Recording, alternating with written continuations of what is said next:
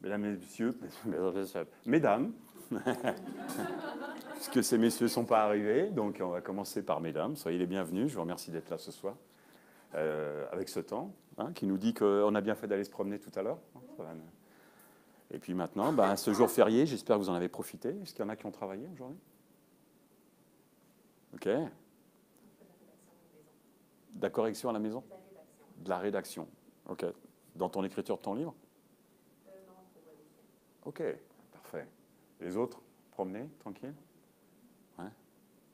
Ne me regardez pas comme ça, je vous jure, j'ai l'impression que je vous ai fait quelque chose.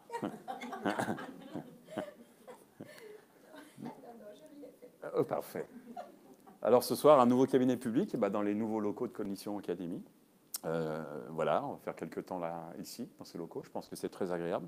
Il y en a quelques-uns qui connaissent déjà la salle, qui sont venus suivre des formations, ou à moitié. Quand on mange, quand on mange pas bien, il faut s'attendre à pas être bien. Okay.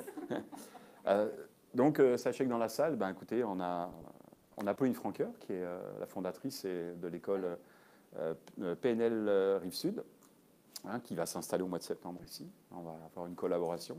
Je pense qu'on va travailler bien ensemble. On a 2 maîtres praticiens en hypnose qui sont récemment promus, maîtres praticiens en hypnose, Andréane et Valérie, qui sont là. Pardon? Ouais, c'est pour moi qu'elle dit ça. Ce que je leur dis toujours, en fait, plus on en sait, plus on se rend compte qu'on ne sait rien. Donc, je lui dis, vous êtes maître praticien maintenant, mais vous êtes des bébés maître praticiens. Moi, je me considère comme un bébé maître praticien. Je sais qu'on a aussi des personnes scientifiques dans la salle. On a des infirmières. On en a au moins 3. Je ne leur demanderai même pas de lever la main. On a des gens pour la première fois que je rencontre. Donc, soyez la bienvenue. Soyez la bienvenue. On s'est déjà rencontrés, mais c'est la première fois pour un cabinet public.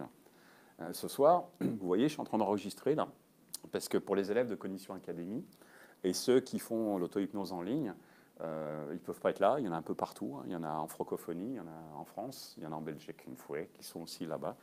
On en a beaucoup aussi sur Montréal, on en a au Maroc.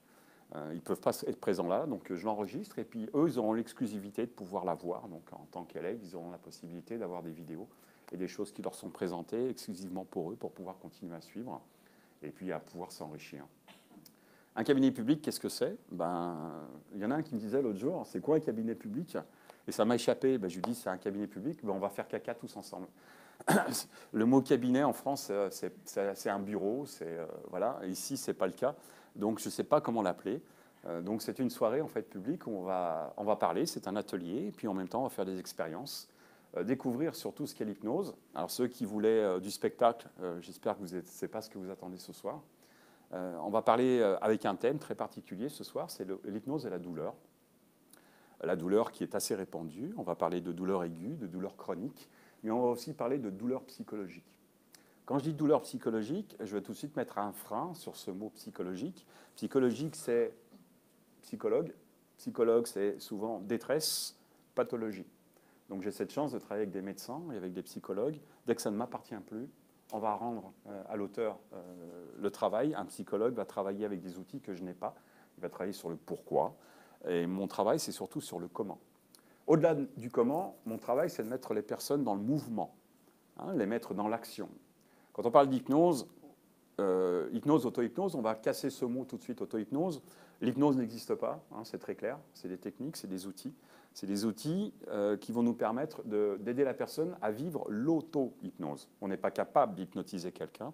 On va simplement le guider, on va l'accompagner dans la lumière qu'il n'arrive pas à percevoir. On va le dissocier de ses émotions pour pouvoir vivre une autre perception de son histoire. Donc quand je dirais le mot hypnose, prenez-le comme auto-hypnose. Hein. Les techniques d'hypnose nous servent en auto-hypnose. Quand on a compris l'hypnose, on est capable de faire de l'auto-hypnose. Quand on a compris l'auto-hypnose, on est capable de faire de l'hypnose. Donc, hypnose, accompagner l'autre dans une perception qu'il n'a pas. Auto-hypnose, s'accompagner soi-même dans une perception qu'on n'a pas. C'est exactement les mêmes techniques, mais il faut faire ce lien pour pouvoir transférer des problématiques. Donc, ce soir, on va parler surtout de douleur. Alors, la douleur, l'anxiété est une douleur. Hein, c'est pas compliqué. Le stress peut être une douleur qui va entraîner une anxiété. Un traumatisme, attention, je ne rentre pas dans la psychologie, mais pour ma part, je dis bien pour ma part, toute émotion qui va marquer notre comportement, pour ma part, est un traumatisme. Alors je sais que ce n'est pas la nominalisation au niveau psychologie, mais avoir une peur peut créer un traumatisme qui va transformer un comportement.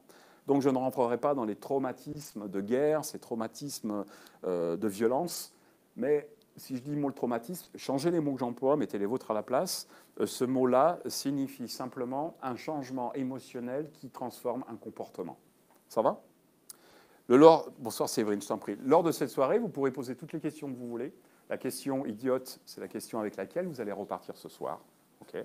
Donc n'hésitez pas. Toute personne qui a une interrogation, ça pourrait aider les autres. Je vais juste faire un petit tour sur ce que je vais vous présenter ce soir. Alors, c'est clair que les scientifiques, ils ne vont pas apprendre grand-chose.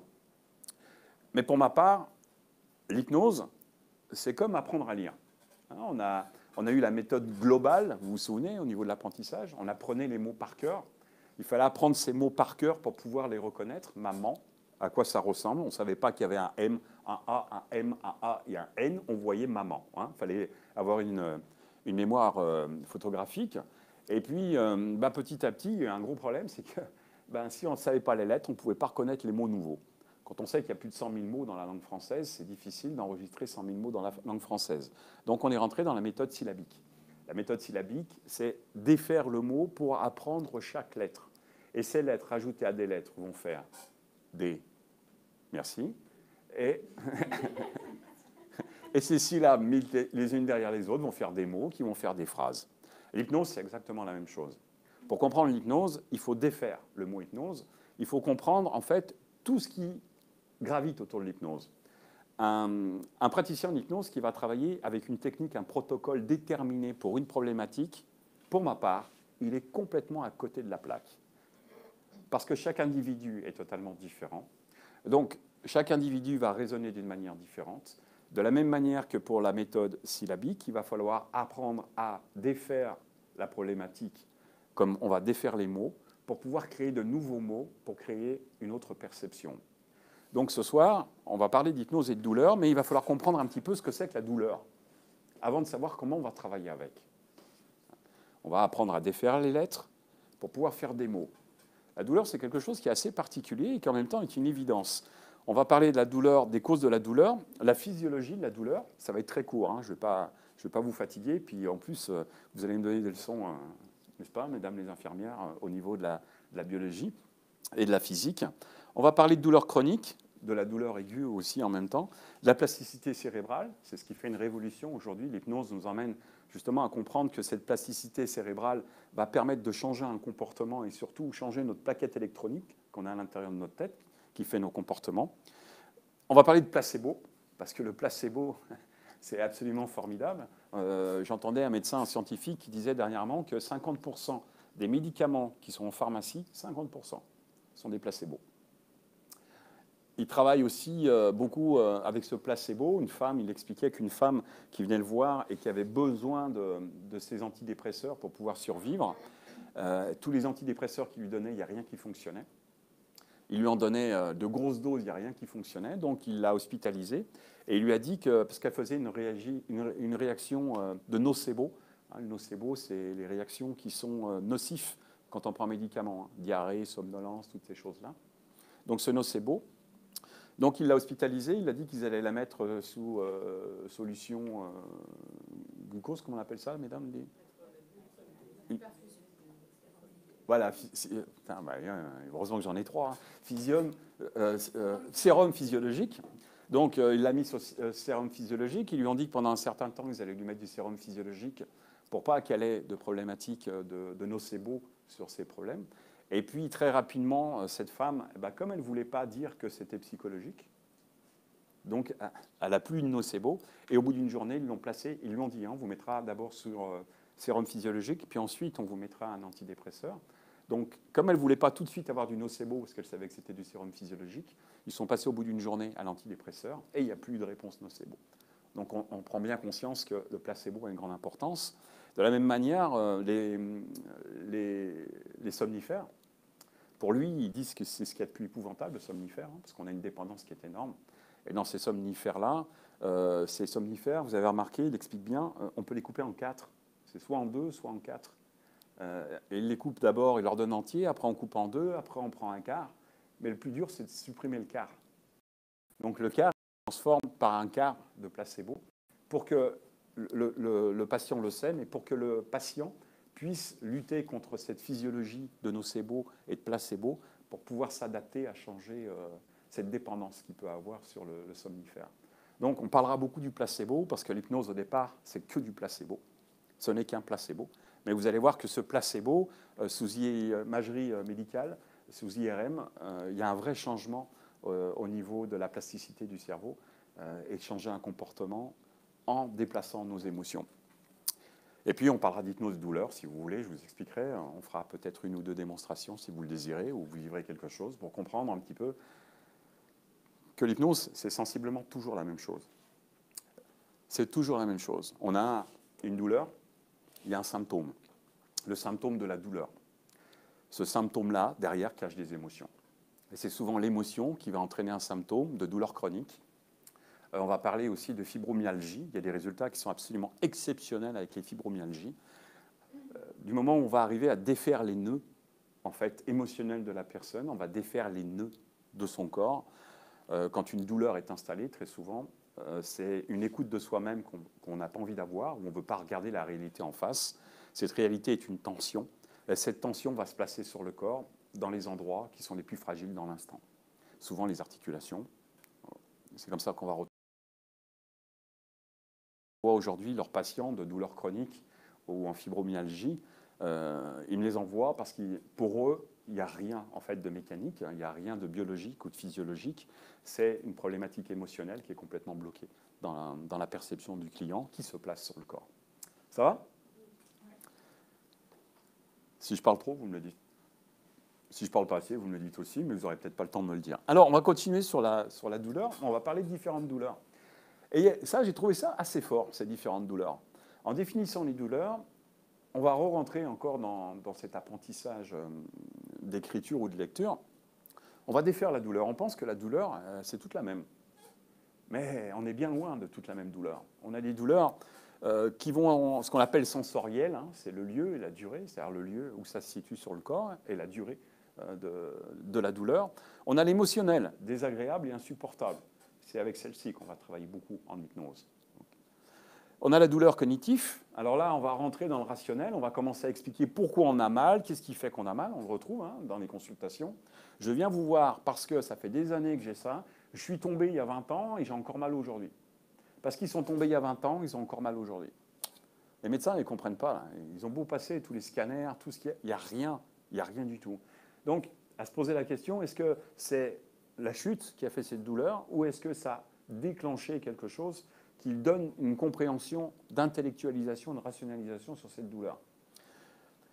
Si ce n'est pas un accident, la douleur, si ce n'est pas un accident, si c'est une douleur qui commence à arriver, lancinante, on ne sait pas pourquoi elle est là. Elle ne va pas débuter le jour où on en prend conscience. Ça, c'est comme une carie. Quand vous avez mal aux dents, quand le dentiste il vous prend cette radiographie, il dit tiens, vous avez une carie dans la molaire, elle ne vient pas d'apparaître. Ça fait déjà un moment qu'elle a commencé à s'installer. Donc quand vous allez percevoir une douleur dans votre corps, c'est que ça fait déjà un moment qu'elle est installée. Je voudrais appuyer sur quelque chose là maintenant. On parle de douleur physique. Mais dites-vous que les douleurs que vous avez là, on va enlever physique, c'est les mêmes douleurs. J'aimerais que vous compreniez ça, que vous fassiez des liens. Quand j'ai voulu parler de la douleur, on a beaucoup de personnes qui vivent avec des douleurs chroniques. Mais la douleur chronique, à un moment donné, si elle n'est pas reconnue, si ce n'est pas l'ostéoporose ou le genre de choses qui sont vraiment médicales, ça appartient à la médecine, il faut continuer à suivre les indications du médecin, c'est qu'il y a un problème émotionnel. Quand je dis émotionnel, je montre là, mais je devrais montrer là, je devrais montrer là. C'est tout un ensemble de choses, de vécus que vous avez eus, d'ancrage que vous avez dans votre corps sur des moments de votre vie qui sont venus se marquer à l'intérieur de votre corps. C'est ça qui est blessant. Donc, n'hésitez pas à changer les mots, d'enlever le côté physiologique pour parler de côté émotionnel, de problématiques de la vision qu'on peut avoir sur l'extérieur, sur le comportement des autres ou sur notre propre comportement par rapport aux autres. On en parlera plus tard. Et puis, on a la douleur comportementale. La douleur comportementale, très souvent, c'est une douleur qui va compenser une autre douleur et puis qui va créer une inflammation et une nouvelle douleur. Là, on est vraiment dans la physiologie. Alors, je ne vais pas vous décrire, je vous ai juste mis une petite vidéo pour que vous compreniez un petit peu le fonctionnement. Elle est assez bien faite, cette vidéo. Tu veux éteindre, s'il te plaît, Perny? Elle est assez bien faite, elle va nous montrer qu'une brûlure, une coupure ou autre, comment ça fonctionne à l'intérieur de notre corps.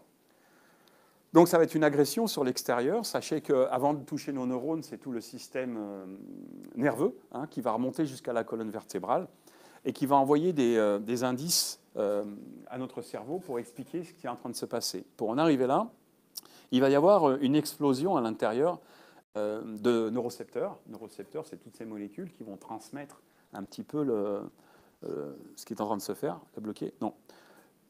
Donc les neurocepteurs vont remonter jusqu'à la colonne vertébrale qui va aller toucher les neurones. Et dans les neurones, on a différents neurones qui sont alimentés soit par de la myéline, soit des neurones qui sont beaucoup plus courts. Ces neurones beaucoup plus courts vont apporter, je vous l'expliquerai tout à l'heure, des douleurs qui sont beaucoup plus intenses dans l'instant, mais qui diminuent beaucoup plus rapidement. On va avoir des douleurs beaucoup plus lancinantes. C'est juste que vous preniez conscience tout ce qui est développé à l'intérieur de nous. Je crois, dites-moi si vous le savez, mesdames, je crois qu'en une seconde, au niveau biologie, on a 15 milliards d'interactions en une seconde, au niveau de nos cellules molécules. 15 milliards. Donc imaginez ce qui se passe à l'intérieur de nous en une seconde. Donc tout ça va envoyer l'électricité qui va atteindre notre cerveau. Et dans notre cerveau, on va se rendre compte qu'il y a plusieurs endroits qui vont pouvoir être interprétés. Et interpréter, on le verra plus tard, c'est au niveau simplement surtout du singulaire et du cognitif. C'est ce singulaire qui va nous donner la douleur émotionnelle et qui va nous apporter cette interprétation qui va amplifier ou pas. Cette interprétation, on le verra juste sur la vidéo d'après, va nous permettre de comprendre que la sérotonine et la dopamine, suivant comment on va vivre et interpréter ce qui est en train de nous arriver, va développer une espèce de cortisone. Ce n'est pas de la cortisone, mais c'est comme un mélange de cortisone. C'est-à-dire qu'on va arriver à annihiler une partie de la douleur. C'est ce qu'on appelle les inhibiteurs. Dans tous ces déclenchements, on a des inhibiteurs qui nous permettent justement de pouvoir supporter cette douleur, voire la diminuer, voire la transformer. Et c'est ce qu'on va retrouver beaucoup dans un état de transe hypnotique. Je n'ai pas mes lunettes, je ne peux pas l'agrandir. Là, on est plutôt au niveau du neurone. Comme vous pouvez le voir, on a une mécanique qui va très très vite. Et la douleur qui nous est faite va être transmise. Alors, suivant la douleur, ces neurones avec myéline, je vous expliquerai un petit peu, va lâcher des nocicepteurs qui va passer le message pour pouvoir aller chercher d'autres nocicepteurs. Donc, on va pouvoir amplifier la douleur ou alors la diminuer. Et ça va être très important de comprendre ça. C'est dans cette perception-là qu'on va pouvoir apporter une sécurité à notre système immunitaire. Donc, c'est des neurones. Je vais passer rapidement, je ne vais pas vous ennuyer avec ça, mais ça nous donne, je trouve, une bonne idée un petit peu de tout le fonctionnement neurologique qu'il peut y avoir à l'intérieur de nous. Dans ces nocicepteurs, dans ces neurones, ce que je voulais vous expliquer tout à l'heure, vous pouvez le voir sur ce schéma-là, on a des neurones qui sont accompagnés de myéline. La myéline, c'est ce qui va nourrir un peu le neurone. C'est comme une gaine qu'on a autour d'un fil électrique qui va nourrir notre neurone. Et puis, on a des neurones qui n'ont pas de myéline. Donc, plus il y a de la myéline, plus la transmission... Tu peux rallumer, s'il te plaît? Plus la transmission va être rapide. Plus la transmission va être rapide. Donc, une douleur va être très aiguë. On va passer le message. Ça va arriver très vite à notre cerveau et il va être tout de suite traité, cette douleur-là, pour comprendre. Comme notre cerveau n'aime pas souffrir, ça lui demande beaucoup d'énergie, que c'est un gros feignant, son premier but, c'est de couper la douleur dans l'instant. Dans l'instant, il va couper la douleur. Il va couper la douleur avec différentes hormones et c'est après, quand on reprend du recul, qu'on va pouvoir retrouver une douleur qui va être beaucoup plus lancinante. Maintenant, quand vous coincez un doigt dans une porte, au départ, la douleur, elle est très très vive, mais on a cette douleur lancinante qui va arriver, qu'il n'y a pas de myéline. C'est-à-dire que le courant électrique va passer normalement, alors qu'avec la myéline, il va sauter des étapes. On a des passages dans la myéline qui lâchent encore des nocicepteurs pour accélérer le message, entre autres. Okay. Donc, on va faire la différence entre la douleur qui est très aiguë, qui est très intense et qui va diminuer, et puis il y a cette douleur qui va être lancinante et qui va rester sans cesse. Celle-ci, là, ce serait presque la plus dangereuse. Parce que pour le cerveau, la seule chose qui existe, c'est celle que l'on regarde. Alors, on va se taper un pied, on va avoir mal sur le cou, mais on va passer à autre chose. De temps en temps, on sentira ce bleu, mais de temps en temps. Alors qu'une douleur lancinante, elle ne nous lâche pas. Et la douleur lancinante, quand elle ne nous lâche pas, elle s'inscrit à l'intérieur de nous. Et après, on finit par regarder plus que ça, il n'y a plus qu'elle qui existe. Mais dans ces douleurs lancinantes, on a d'autres douleurs qu'il faut comprendre, c'est que ça dépend, en fait, si c'est une douleur, donc je vous expliquais, hein, au niveau antalgique, on a la sérotonine et la noradrénaline qui va être capable, excusez-moi, je saute un peu du coq à l'âne, j'allais un petit peu plus vite.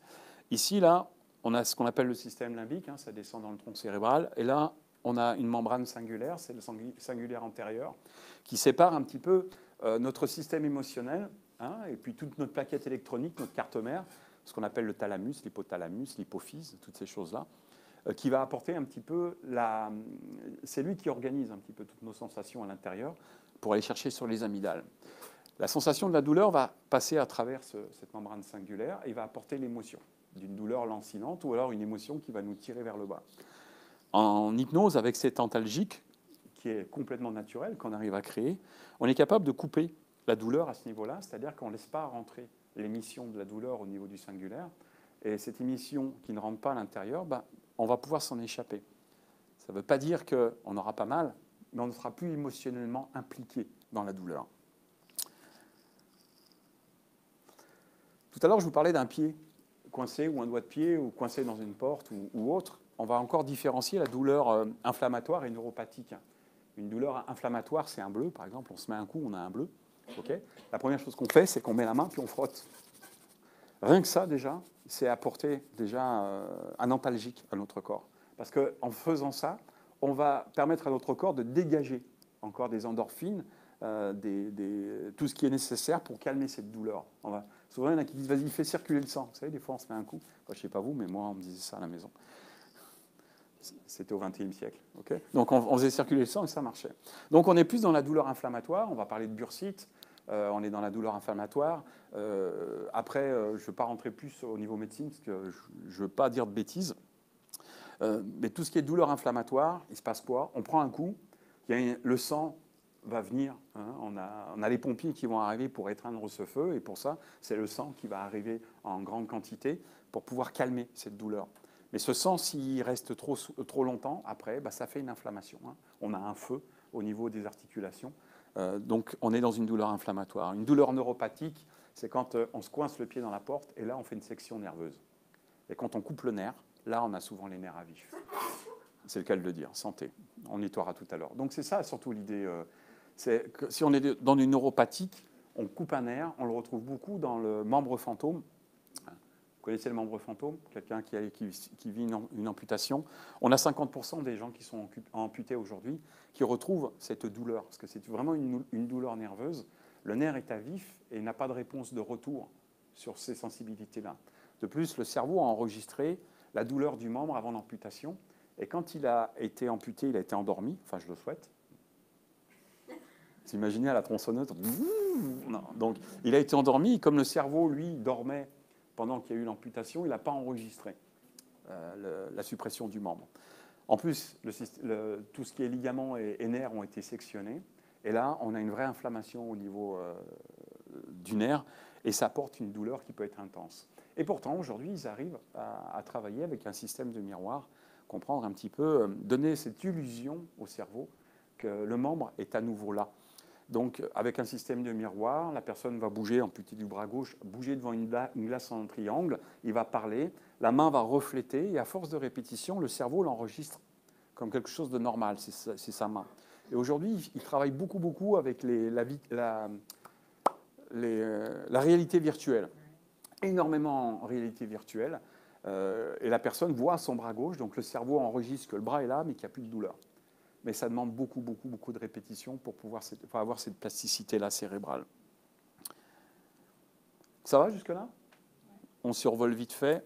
On va parler de placebo rapidement. Placebo, ça vient du verbe placérer.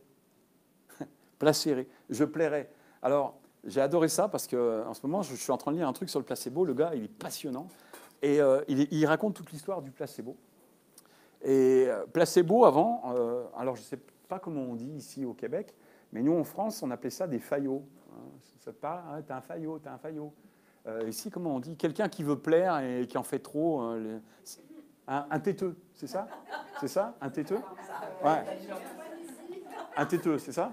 Bon, un têteux, avant, on appelait ça un placebo. Parce que le but, c'est « je plairai ». Le but, c'est de plaire. Donc quand on prend un placebo, on veut plaire. Le médecin veut plaire à son patient et le patient veut plaire à son médecin. Donc si on va voir un médecin, c'est qu'on a confiance en lui. C'est une suprême, c'est une science. Donc on a confiance en lui, il nous donne un médicament. Lui, il veut plaire à son patient, mais le patient, comme il a un bon médecin, il veut plaire à son médecin. Donc on est vraiment dans « je plairai », ce placebo. Et le placebo, aujourd'hui, démontré par la science, nous démontre sur l'imagerie, je sais que vous la connaissez, je vous l'ai déjà montré plusieurs fois, celle-ci, mais il nous démontre un petit peu sous IRM comment va fonctionner le cerveau. Sachez que ce que voit le cerveau, ce que vit le cerveau, pour lui, c'est la réalité. Il ne fera pas la différence. Alors après, si on va rationaliser, on peut se dire oui, je demande à voir. Mais quand on va vivre une émotion, on ne fait pas la différence. Quand vous faites un cauchemar, vous vous levez le matin, vous avez un cauchemar qui vous a retourné. Et toute la journée, vous y pensez. Vous savez que c'était qu'un rêve, un mauvais rêve, mais pourtant, vous le vivez, vous y croyez. Donc, on est vraiment dans un état de conscience qui est complètement modifié. Donc, on va retrouver un petit peu ça, ce qui a été fait sous IRM. Une personne a été mise sous IRM et puis ils lui ont chauffé la main. Hein. Ils lui ont mis une chaleur sur la main. On le voit ici sur ce système-là, sur ce graphisme, en rouge. Ils lui ont fait chauffer la main, ils ont observé, en fait, les zones de son cerveau qui fonctionnaient sous la douleur. Ce n'était pas une douleur à lui faire carboniser la main. C'est vraiment qu'il ressente cette douleur. Ils l'ont sorti de transe. Enfin, il n'était pas en transe, pardon. Ils l'ont sorti de l'IRM. Ils ont discuté un peu avec lui, puis après, ils l'ont remis sous IRM, mais en état de transe hypnotique. Et ils lui ont suggéré qu'ils étaient en train de lui chauffer la main de la même manière. Et on peut s'apercevoir que sensiblement, on voit le système moteur, on voit la douleur, on voit aussi tout ce qui est air de Broca et air de Wernicke, parce qu'il est en train de mettre des mots sur ce qu'il est en train de ressentir, sur le rouge et le bleu, c'est le même système.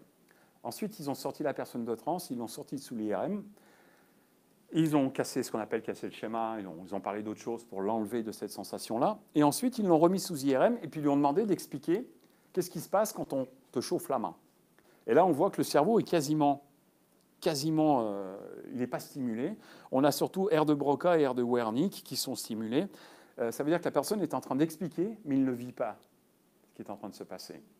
Donc, on a une dissociation sur ce qui est en train de se faire, mais il n'y a rien à la place. C'est juste quelque chose, c'est un fait, sans aucune réalisation. Alors qu'on le voit bien là, la personne est en train de vivre ce qu'on est en train de lui suggérer. Alors, l'autre jour, je ne sais pas si j'ai inventé un mot avec vous. On parle beaucoup de visualisation. Moi, en hypnose, la visualisation, pour moi, ça n'existe pas. Ça se passe à l'arrière, dans l'occiput, et terminé. Nos hémisphères, ils ne bougent pas. Si nos hémisphères ne sont pas stimulés, on ne va pas changer un comportement ou une perception. Donc, visualisation, pour moi, c'est un mot qui vient me chercher quand on me dit « moi, je fais de l'auto-hypnose, je fais de la visualisation ». On est en méditation, on est ce que vous voulez, ce n'est pas ma spécialité, mais pour moi, ce n'est pas de l'hypnose. Moi, j'appelle ça de la sensorialisation. Je n'ai toujours pas vérifié s'il existait ce mot. Vous avez vérifié ? Non, il faudrait que je vérifie. J'appelle ça de la sensorialisation parce qu'on sait que notre cerveau, nous ne sommes que des êtres émotionnels, rien d'autre, mais nous ne sommes pas nos émotions. Comprenez-le bien, nous ne sommes pas nos émotions. On y reviendra tout à l'heure. La sensorialisation va se passer, tous nos sens représentés dans notre cerveau. Ça ne se passe pas dans un seul endroit. Tous nos sens, on va retrouver tout ce qui est l'olfactif et le gustatif directement on est sur le pariétal antérieur, frontal antérieur. On va être directement branché au niveau du cerveau. C'est les deux sens qui vont le plus rapidement. L'auditif, on est là. L'occiput à l'arrière. Pariétal, on est dans le mouvement. Et encore, même le visuel va remonter dans des glandes à l'intérieur pour pouvoir aller vérifier toute la programmation qui est installée. Santé. Vous avez froid dans cette salle? Vous n'arrêtez pas d'éternuer, non? Non, ça va? C'est temporel? Non, c'est temporel. Ok. Non, mais je m'inquiète pour vous, vous voyez. C'est? Après, une pollen dans ses poches pour faire éternuer les gens. Tout de suite, on voit l'état d'esprit. Ok, j'ai compris. Ça y est, je vois l'état d'esprit. Okay. Le mot existe. Sensorialisation? Eh ben, on va le garder. Il va très bien. En l'action de sensorialiser. J'arrive même pas à le dire. Sensorialiser. Ok. C'est parfait.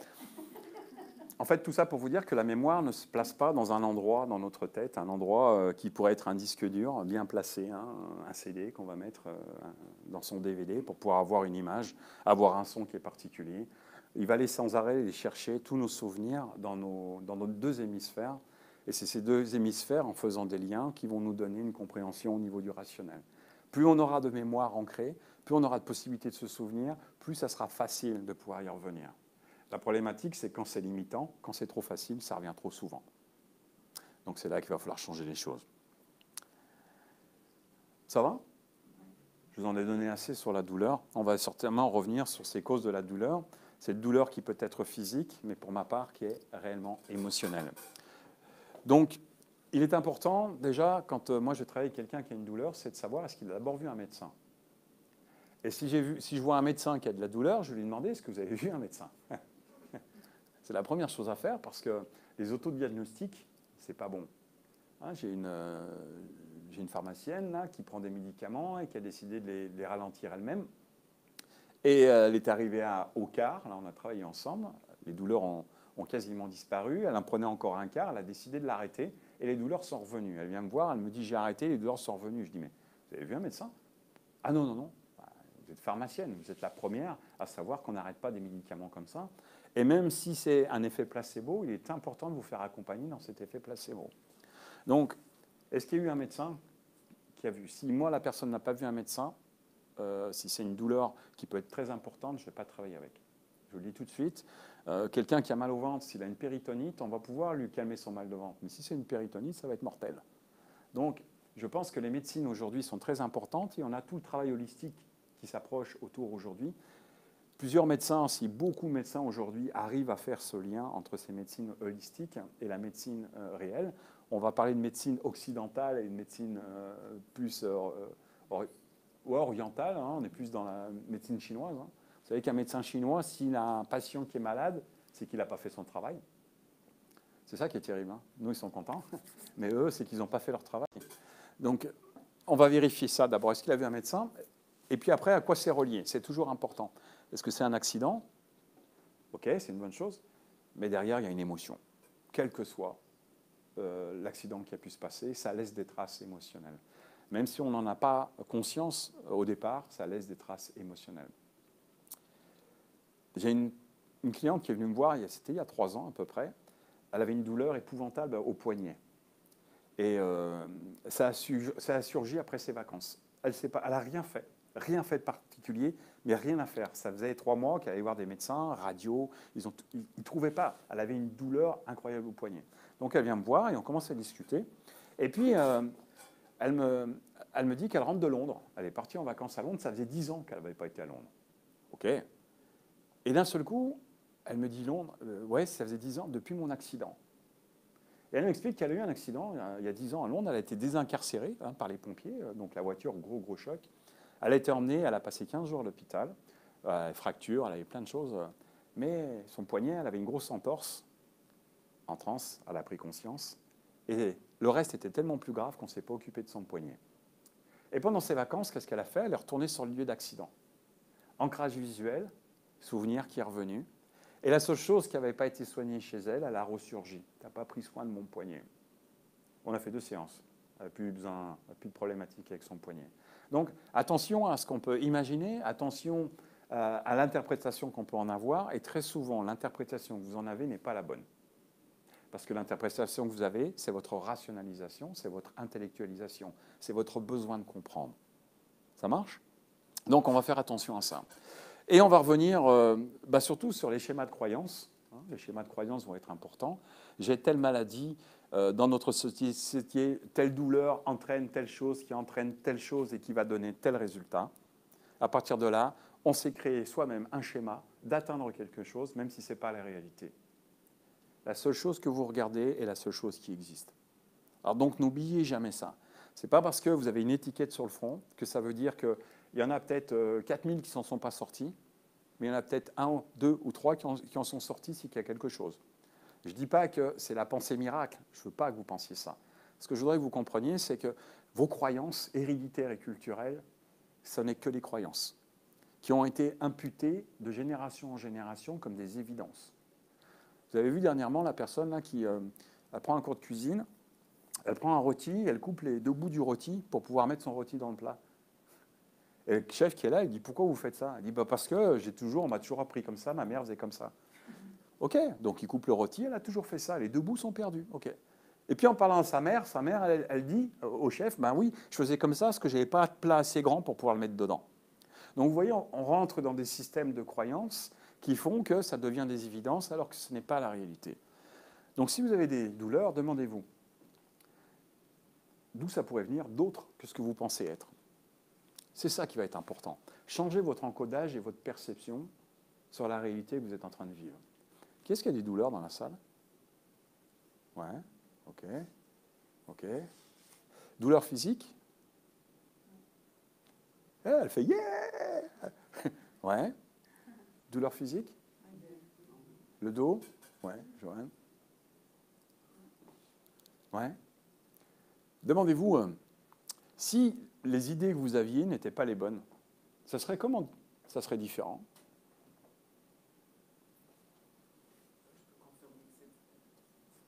Ouais. Quand même, vous sachez que Joanne est le porte-parole des douleurs chroniques. Hein, au Québec, tu fais beaucoup de conférences. On a les bonnets de bain, hein, qui est un bon exemple. Douleur chronique, tu connais, c'est toute l'histoire de ta vie. Et au-delà de la douleur chronique, hein, il y a beaucoup d'opérations, il y a beaucoup de choses derrière. Donc la douleur, toi, tu connais parfaitement bien. Ce que j'aimerais savoir, c'est qu'est-ce qui est différent quand on pense que la douleur qu'on a n'est pas celle qu'on pensait avoir? Ah, mais je sais. Pour ceux qui me connaissent, ils le savent. Ça commence toujours comme ça. C'est parti. Ouais. Tes douleurs, je connais ton histoire. Hein. Imagine que tes douleurs viennent d'ailleurs. Comment ça serait différent? Ben, je suis là-dedans en ce moment. Puis même avec toi, on a découvert des choses. Mais je suis là-dedans, tu sais ce que je t'ai révélé dernièrement. Ça change tout. Ça change tout, hein? Ben, puis tu sais, je peux confirmer que physiquement, ça change les choses. De savoir, bon, il y a des problématiques émotionnelles, là, des souffrances émotionnelles. Juste de le savoir, ça a un impact sur l'intensité de la douleur, sur la sensation que j'ai de l'intensité de la douleur. OK. Sur les sensations. Sur l'intensité, sur ce que je ressens de la douleur. Alors, rappelez-vous, hein, l'intensité, on est plus dans l'émotionnel. La perception qu'on a de l'intensité de la douleur. Ouais, ouais, OK. Et ça change beaucoup de choses. Ça change, ben, je peux confirmer que ça change pas mal. OK. Et toi, Stéphanie? Le cou? Le coup, le nerf qui monte. Le nerf qui monte jusque-là? Le nerf vraiment, là. OK. Tout le cou, là, ça tourne la tête. OK. Ostéopathe? Il n'y en a pas dans la salle? Non? Tu as été voir un ostéopathe? J'ai fait plein de choses, plein de personnes. OK. Ça n'a pas de douleur. OK. Ben, tu sais, moi, je peux te dire qu'on fait un programme pour mieux vivre avec la douleur chronique. Là. Moi, ça fait 20 ans que je suis avec la douleur chronique. Ben là, ça diminue d'un coup. Là. À partir du jour où j'ai commencé à travailler en méditation puis en auto-hypnose, ça a vraiment changé moi-même. Ça a été tranquillement. Ça fait 4 ans que je travaille comme ça. Mais, tu sais, c'était pas mal généralisé mon affaire. Avec des endroits où c'est plus aigu, là, mais à partir du moment où j'ai commencé à travailler sur la souffrance émotionnelle, c'est ce que je dis entre autres dans la conférence, c'est là que les choses ont commencé à changer. On est C'est exceptionnel. ouais. Mais il y a une chose, c'est difficile de dire à quelqu'un qui vit, quelqu'un qui vit avec un problème de douleur chronique, c'est difficile de lui dire, ben, ça se peut que ça vienne, que ça soit émotionnel. La personne ne veut pas l'entendre. Bien sûr. Fait que moi, le défi, c'est tout le temps de trouver le bon chemin pour que la personne fasse « Ah ouais, peut-être. » C'est là, parce que pendant longtemps, je n'ai pas voulu l'entendre non plus. Parce que vous êtes associé à vos émotions. Puis parce qu'on a appris que quand on a mal en quelque part, on va voir le médecin, puis le médecin va guérir. C'est puis que si le médecin, la médecine ne peut pas le guérir, ni même les professionnels de la santé, ben, c'est parce qu'il y a quelque chose. Surtout parfois maintenant. Nous sommes des êtres émotionnels, je vous le disais tout à l'heure, mais nous ne sommes pas nos émotions. Alors, je vais vous expliquer un petit peu ce que ça veut dire. Toute notre vie, on va encoder notre cerveau avec des croyances. Toute notre vie, on va faire ça. On va être celui qu'on pense que les autres voudraient qu'on soit. Je vous le refais au ralenti. on est tous avec une identité, avec des qualités, avec un don particulier, mais on vit dans une société où il faut réussir. Cette société qui veut réussir, c'est nos parents, en général, qui, eux, pour être bien, voudraient que nous, on réussisse. Leur réussite va passer par notre réussite. Je schématise, hein, je fais très court, mais on se retrouve dans une société où, pour réussir, il faut avoir sa maison, il faut avoir son conjoint, il faut avoir son petit labrador, il faut avoir son ci, il faut avoir son ça, il faut gagner assez. Et si je veux être un artiste aujourd'hui et que j'ai 7 ou 8 ans, on va te dire d'abord, finis ton cégep au Québec, passe ton bac en France, avant de pouvoir faire ce que tu as envie de faire. C'est-à-dire que toute notre vie, jusqu'à l'âge à peu près...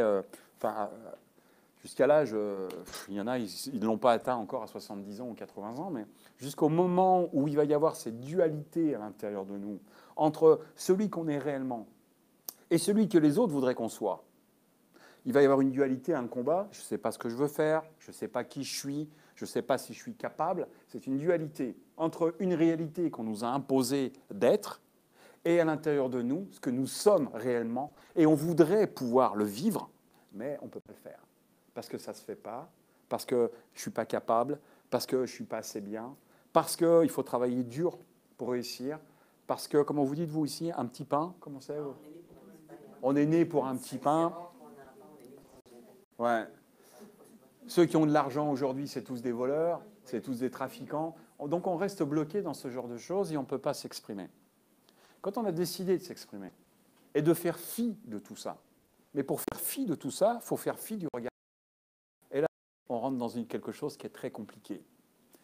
Tant qu'il y a ce corps-là, notre corps, qu'est-ce qu'il fait? Il se bloque. Il passe son temps à se bloquer. On le retrouve dans l'énurésie, pipi au lit, pour ceux qui ne savent pas. On va retrouver dans le somnambulisme aussi. C'est toutes des personnes dans ce style-là qui se retiennent toute la journée parce qu'ils n'osent pas s'exprimer. Et le soir, quand le corps se détend et que la cognition est détachée du corps, il se relâche. Alors là, il va se mettre en mouvement dans le somnambulisme ou il va faire pipi la nuit. C'est juste des symptômes que je vous annonce. Mettez les vôtres à la place et faites des liens avec ce que vous n'avez pas pu exprimer dans votre histoire et qui vous empêche aujourd'hui de pouvoir prendre votre place. Prendre votre place. C'est tellement de choses qui vont nous emmener loin. Travailler la douleur, c'est déjà travailler sur soi-même. J'en parlais, je ne sais pas si j'en parlais encore ce matin, mais je parle souvent de cette idée-là. J'en parle beaucoup à mes clients, ça. De cette boîte d'œufs blancs. Vous savez, dans les supermarchés, il y a beaucoup de boîtes d'œufs blancs. Il y a 12 œufs blancs. Voilà. 12 œufs blancs. Vous avez des centaines de milliers d'œufs blancs. Ils ont été formatés. Hein, ils vont travailler ici, là, ici. Ça ne leur plaît pas, mais au moins, ils ont des conditions qui les arrangent. Ils ont une assurance, ils ont un salaire. Il me reste encore 20 ans, ça va être dur, mais au moins, ma retraite, elle est faite. Oh, c'est quoi cette histoire? C'est tous des œufs blancs, et quand on parle avec eux, ouais, mais moi, je suis différent. Moi, je pourrais. Je serais capable de... Il faudrait. Donc, je leur dis, qu'est-ce que vous voulez? Ben, je voudrais être différent des autres, mais je suis différent des autres. Non, vous êtes dans la boîte d'œufs. Vous êtes blanc. Vous êtes comme les autres. Qu'est-ce que vous voulez? Être un œuf brun? Devenez un œuf brun. Sortez de la boîte. Devenez un œuf brun. J'adore les œufs bruns, moi. En France, nous, on a beaucoup d'œufs bruns. Les œufs blancs, ça commence à venir, je crois. Mais moi, j'adore les œufs bruns. Puis la coquille, elle est plus dure. C'est comme s'il y avait quelque chose de plus marqué à l'intérieur. Comme s'il y avait des envies qui étaient plus fortes. Alors les gens, ils deviennent œufs bruns. Ils vont être différents. Par contre, ils ne l'assument pas. Ils rentrent dans la boîte brun avec les 11 œufs blancs. À un moment donné, il faut choisir. Quand on prend une décision, il faut pouvoir l'assumer. Très souvent, on le retrouve dans la douleur. Si la personne n'a pas décidé de faire ce pas-là, on va nulle part. La douleur, c'est comme une solitude qui s'installe. La douleur, les autres ne le comprennent pas. Ils ne comprennent pas ce que c'est que la douleur. C'est difficile à intensifier. Alors, c'est cette solitude, de vivre dans quelque chose qui vient tourner à l'intérieur de nous. Quand je parle de douleur physique, je parle aussi de douleur, là. Les gens ne m'aiment pas, ils ne me regardent pas, je n'ai pas cette reconnaissance. C'est comme si j'étais rien. Comme si je n'avais pas le droit d'être aimé. Comme si je n'étais pas capable de... On l'entend tous les jours, ça. Qui a le droit de dire ce que vous êtes capable de faire? Mais vous êtes tout seul dans votre douleur, cette solitude qui peut vous emmener très loin, au fond. La solitude qui peut vous emmener au fond, vous avez un choix. Vous êtes ici parce qu'il y a une raison. Il y a deux choses qu'on sait, on est sûr. On est et on meurt. Si on n'est pas, déjà, vous n'êtes pas assis dans cette salle. Et du moment qu'on est, on meurt. On parle de karma très souvent. Le karma, j'ai un mauvais karma. Le karma qui dit qu'on doit venir dans cette vie-ci pour pouvoir réparer des erreurs ou apprendre des choses, des incompréhensions qu'on n'a pas compris dans la vie précédente. Il faut déjà croire à la réincarnation. Alors on me dit, dans notre vie, j'ai une vie qui est triste, je n'ai pas le choix. Je n'ai pas le choix. Tout ce qui m'arrive, je sais que ça va m'arriver. Et je sais que chaque chose qui va m'arriver, j'ai aucun contrôle. Et je dois passer par là. Alors j'ai beaucoup réfléchi à ça. Puis je me dis, mais en même temps, ouais, je crois. Je crois. Pas je sais, je crois. Je crois que tout ce qu'on vit dans notre vie est complètement tracé. De A à Z, tout ce qu'on va faire était déjà écrit. On va rencontrer ces gens-là, on va prendre des murs, on va tomber. Maintenant, le choix qu'on a dans notre vie, c'est comment on va percevoir ce qui est en train de nous arriver. Et c'est ça qui change tout. Est-ce que je dois le voir comme quelque chose, une fatalité qui doit m'écraser pour me faire arrêter ma vie plus vite? Ou alors est-ce que je dois le voir comme quelque chose qui va me dire, tiens, qu'est-ce que tu as à apprendre dans tout ça? Comment tu vas pouvoir évoluer et avancer? Qu'est-ce que ça t'apprend, cette chose-là? Qu'est-ce que ça veut dire? Pourquoi tu t'es fait mal et pourquoi la douleur est encore là? Est-ce qu'il y a une vraie raison qu'on doit rationaliser ou est-ce qu'il y a quelque chose d'encore plus profond, caché? Alors, on pourrait le prendre comme un apprentissage. Un apprentissage qui va nous permettre de dire que là, maintenant, je vis une émotion de quelque chose que j'ai fait ou que j'ai vécu, un accident que j'ai eu. Cette émotion est complètement ancrée, encodée dans mon corps. C'est certain. C'est encodé dans le corps. Est-ce que c'est mon émotion ou est-ce que c'est l'émotion de celui que j'étais? Et là, ça change beaucoup de choses. Ça change tout. Ça veut dire que nous vivons des émotions, mais nous ne sommes pas nos émotions. On pourrait le prendre comme un apprentissage et puis de se dire, bah tiens, maintenant je vais pouvoir faire comme ça, je vais pouvoir avancer comme ci. Peut-être que je devrais faire autrement. Notre vie, elle est tracée. Je le crois, mais ça, c'est ma croyance. Par contre, la perception qu'on va avoir sur ce qui nous arrive, c'est complètement différent. Notre cerveau a une capacité de pouvoir évoluer à une vitesse qu'on ne peut même pas imaginer. Quand on a un accident, pour ceux qui ont eu des accidents assez graves, le cerveau, il disjoncte. C'est comme si la douleur, nous, on ne la ressentait pas. J'ai eu un grave accident et je ne comprenais pas que les autres avaient l'air de souffrir autour de moi. Parce que nos neurones, quand on voit quelqu'un qui souffre, ils s'amplifient. Alors que dans notre cerveau, ça coupe. Peut-être au niveau du singulaire, je ne sais pas, du singulaire antérieur, mais cette douleur ne passe plus. Comme si cette endorphine qui était envoyée, cette espèce de cortisone qu'on fabrique, cet antalgique, va complètement nous endormir. Alors que les autres, eux, ils voient la souffrance. Et souvent, quelqu'un qui souffre, il perçoit sa douleur à travers les yeux des autres. Et alors là, c'est encore pire. Donc notre cerveau est capable de couper cette douleur, alors que quand on la voit, on l'imagine et on vit une douleur qu'on va transmettre à nouveau. Cette solitude nous apprend ça. Nous apprend peut-être à prendre du recul. Pour moi, la solitude est un ami. Vous savez, cet ami qui va vous accompagner dans un moment tranquille et puis vous faire voir la vérité en face. Parce que quand on est là, on ne la voit pas, la vérité en face. Par contre, quand on s'éloigne, on peut observer les choses de beaucoup plus loin. La solitude, c'est magique. Il y a des gens, ils ne pourraient pas vivre tout seuls sur une île déserte. Mais je leur dis, mais si vous êtes sur l'île, elle n'est déjà plus déserte. Donc vous n'êtes jamais sur une île déserte. Quand vous allez à l'intérieur de vous, il y a tous vos apprentissages, il y a toutes vos connaissances qui sont installées. Qu'est-ce qui vous empêche de leur demander de trouver la propre solution? Qu'est-ce qui vous empêche de leur parler à la troisième personne? Qu'est-ce qui vous empêche de vous pardonner d'erreurs que vous avez pu faire, de croyances, de sensations qui ne vous appartiennent plus? Se détacher de ses émotions. C'est ce qu'il y a de plus important. Est-ce qu'il y a quelqu'un qui voudrait se détacher de ses émotions, là, maintenant, avec moi? Quelques secondes, quelques minutes. Ouais. Vous voulez vous asseoir? Ça vous tente? Celui-là? Trouvez votre équilibre. Vous avez remarqué, quand on parle de douleur, on parle d'émotion. Que ce soit physique ou dans la tête, parce que notre douleur dans la tête, elle est pire, parce qu'elle va aggraver notre physique. On sait très bien que notre corps et notre esprit sont complètement liés. Vous le savez, ça.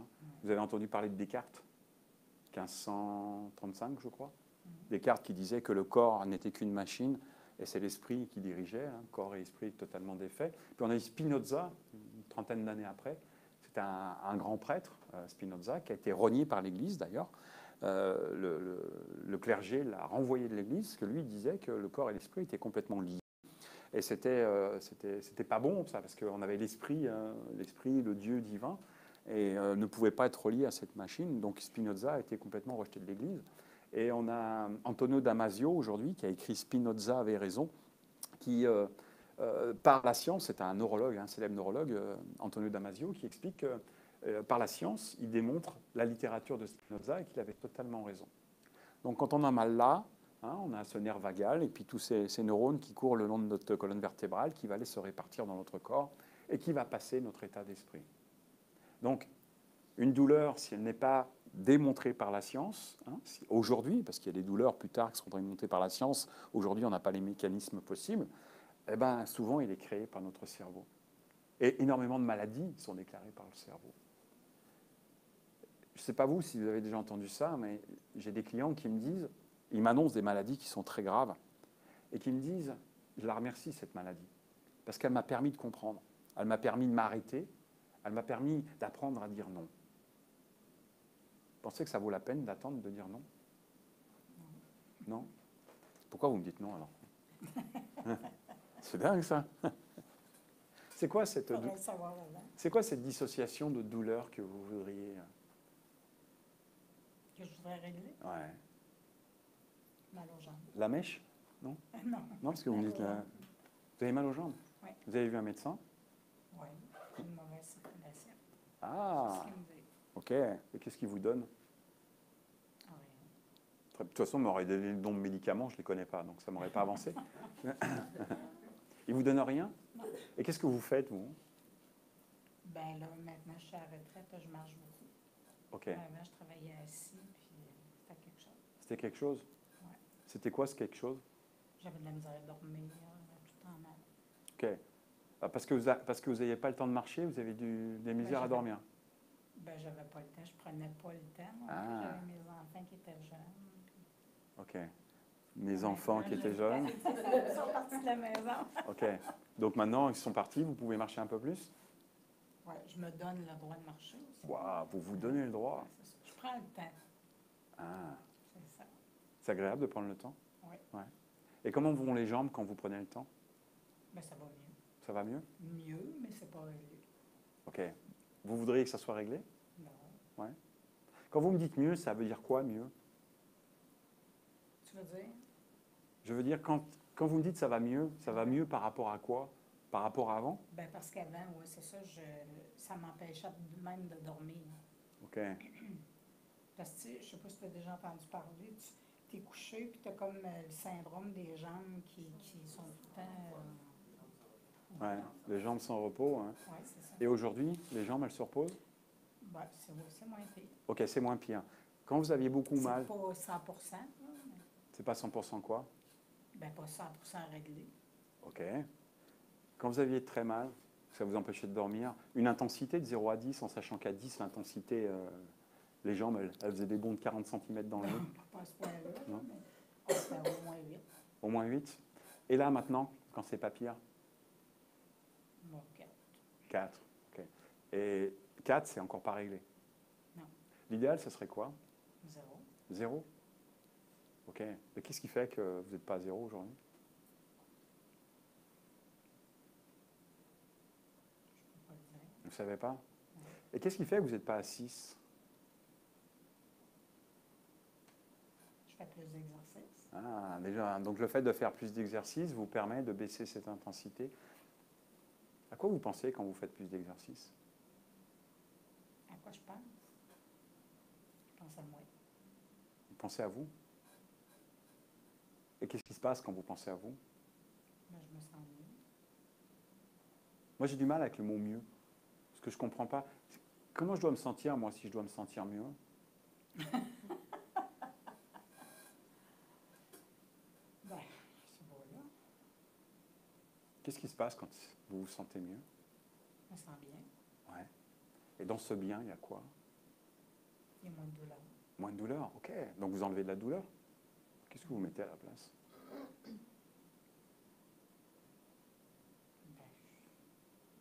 que je mets? Je suis plus en forme, je suis plus Vous êtes plus en forme. La forme, elle est où? dans tout le corps. Et c'est en forme de quoi? En forme de quoi?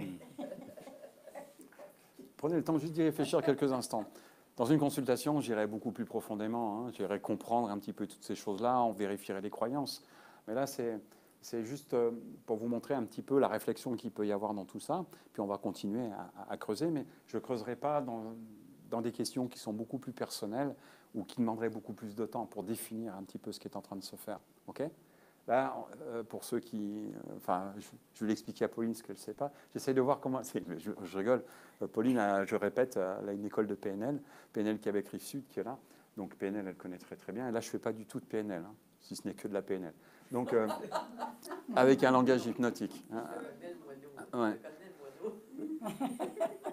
Donc, l'idée, là...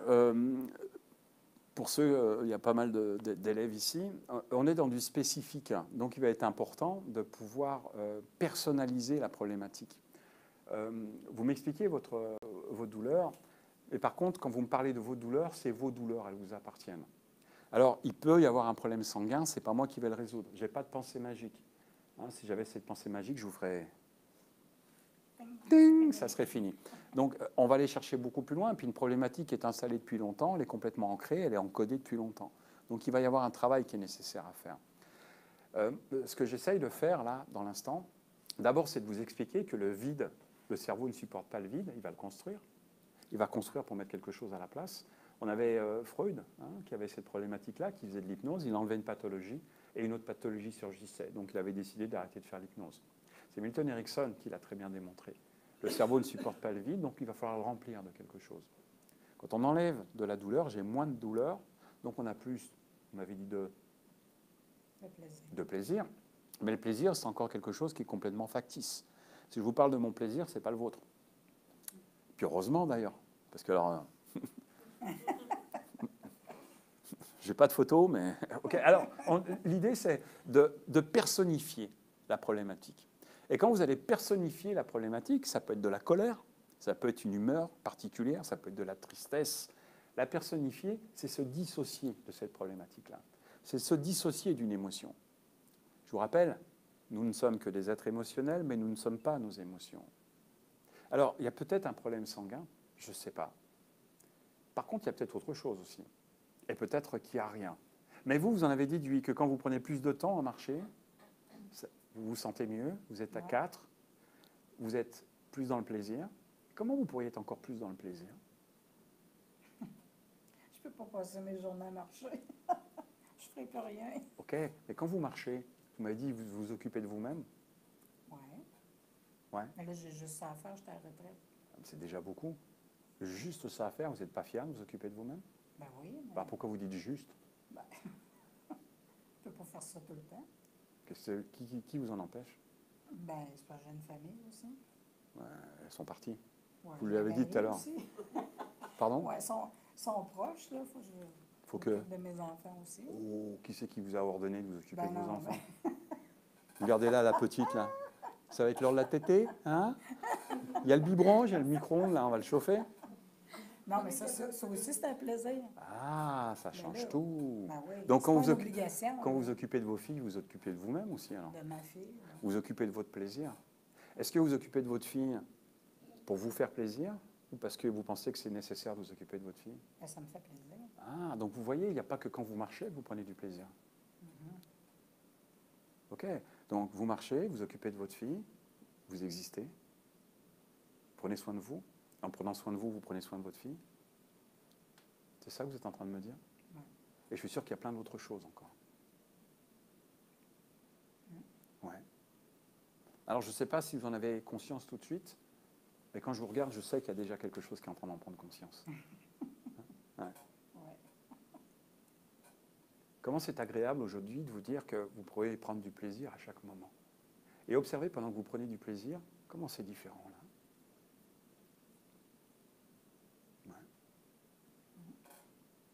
Ce plaisir, on pourrait y mettre une couleur ou quelque chose dans ce plaisir. Ça serait quoi? Du bleu. Du bleu. Un bleu comme ça, un bleu comme ça, un bleu comme ça. Ouais, un bleu comme ça. Là, c'est flashy, hein. Mais ça te va très bien, c'est vrai. Ça fait ressortir tes yeux. Tu as des yeux violets superbes. Un bleu flashy comme ça. Ouais. Ouais. Et ce bleu flashy, vous voudriez qu'il s'installe à l'intérieur, ça serait encore plus agréable. Ben oui, Ouais. Vous voudriez qu'il soit à l'intérieur ou qu'il soit juste à l'extérieur, ce bleu flashy? à l'intérieur. À l'intérieur. Là, les jambes, elles sont à combien? Je sens rien. Il n'y a pas de douleur. Ah, mais attendez, je vous le rends tout de suite, parce que je voudrais faire l'expérience, je voudrais vous en remettre. La douleur? Bah, non. Ben non, j'en ai pas. Donc vous êtes à 0? Non. Tout à l'heure, vous étiez à 4. Ouais, mais là, j'ai pas mal. Ok.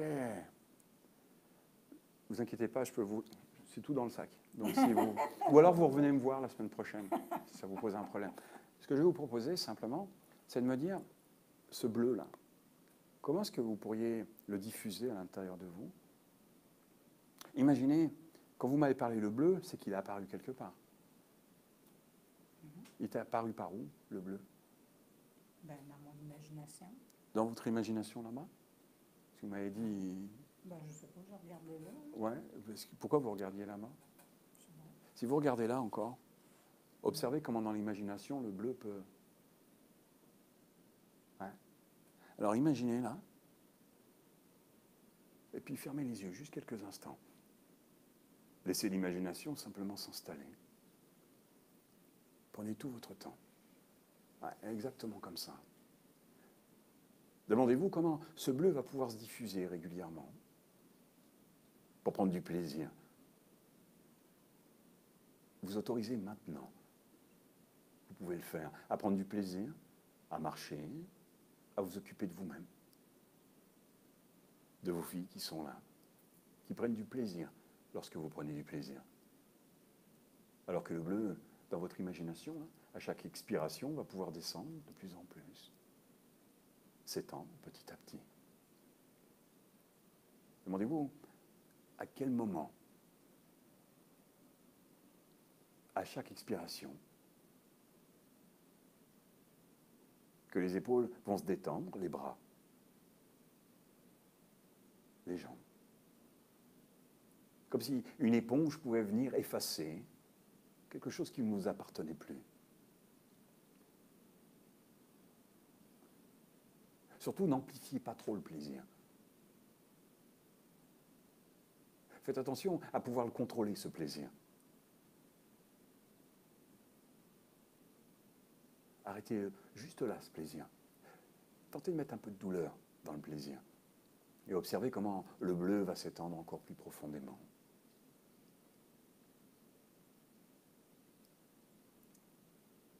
Comment vous allez remplir? Ouais, c'est ça. Cette sensation, quelque chose vous tire vers le haut, vous donne encore plus de plaisir. À chaque inspiration, le bleu va même vous autoriser à flotter, à être ici, ailleurs, partout et nulle part, comme si vous étiez attiré dans cette lumière. Aussi simplement que ça, une légèreté. Tirez encore et encore, de plus en plus haut.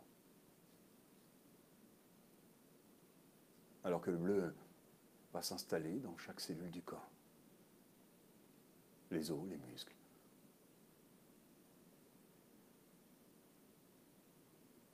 Une émotion particulière, quelque chose qui voudrait s'exprimer. Une émotion d'euphorie. Ouais. Un sourire qui peut commencer, comme si plus ça va monter, plus vous allez avoir envie de laisser sortir cette chose qui vous donne tellement de plaisir, cette libération, dans cette légèreté. Alors autorisez-vous à prendre du plaisir et flotter. C'est ça.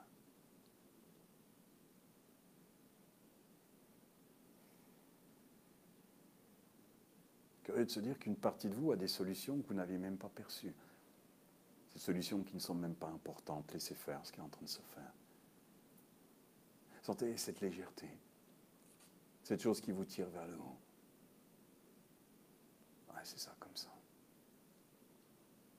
Vous pourrez alors, chaque jour, chaque moment, pouvoir profiter Alors que vous allez marcher, vous occupez de vos filles, de cette légèreté. Remerciez vos jambes qui pourraient même se mettre à courir, comme si elle avait envie de récupérer un temps perdu.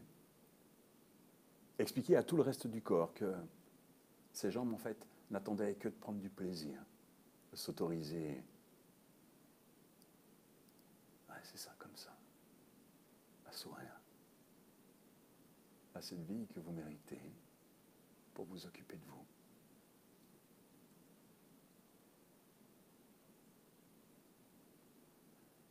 Vous avez remarqué comment la tête penche du côté où le plaisir s'amplifie. Ouais, c'est ça. S'il en avait encore à vous donner. Alors surtout, résistez à ce plaisir qui s'amplifie. Et plus vous allez résister à ce plaisir qui s'amplifie, plus la tête va être attirée du côté où ce plaisir a besoin de s'exprimer encore. Et encore, c'est ça, comme ça. Parfait.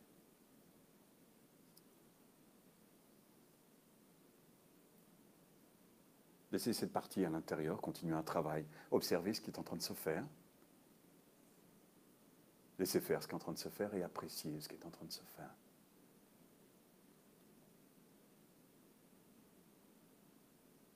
C'est comme si s'occuper de vous était bien plus important que ce que vous avez pu imaginer. Ouvrir des portes, une nouvelle perception. Être capable d'aller beaucoup plus loin. Au-delà de ces sensations que vous pourriez percevoir là maintenant.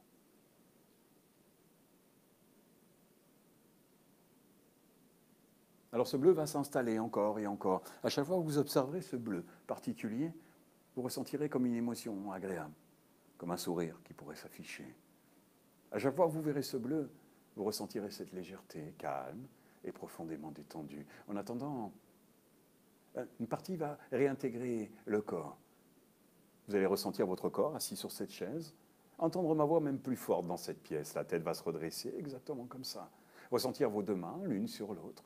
Alors vous pourrez les bouger, avaler votre salive et faire un compte de 1 à 3 pour revenir ici et maintenant avec toute l'énergie, en ouvrant les yeux pour pouvoir continuer cette journée.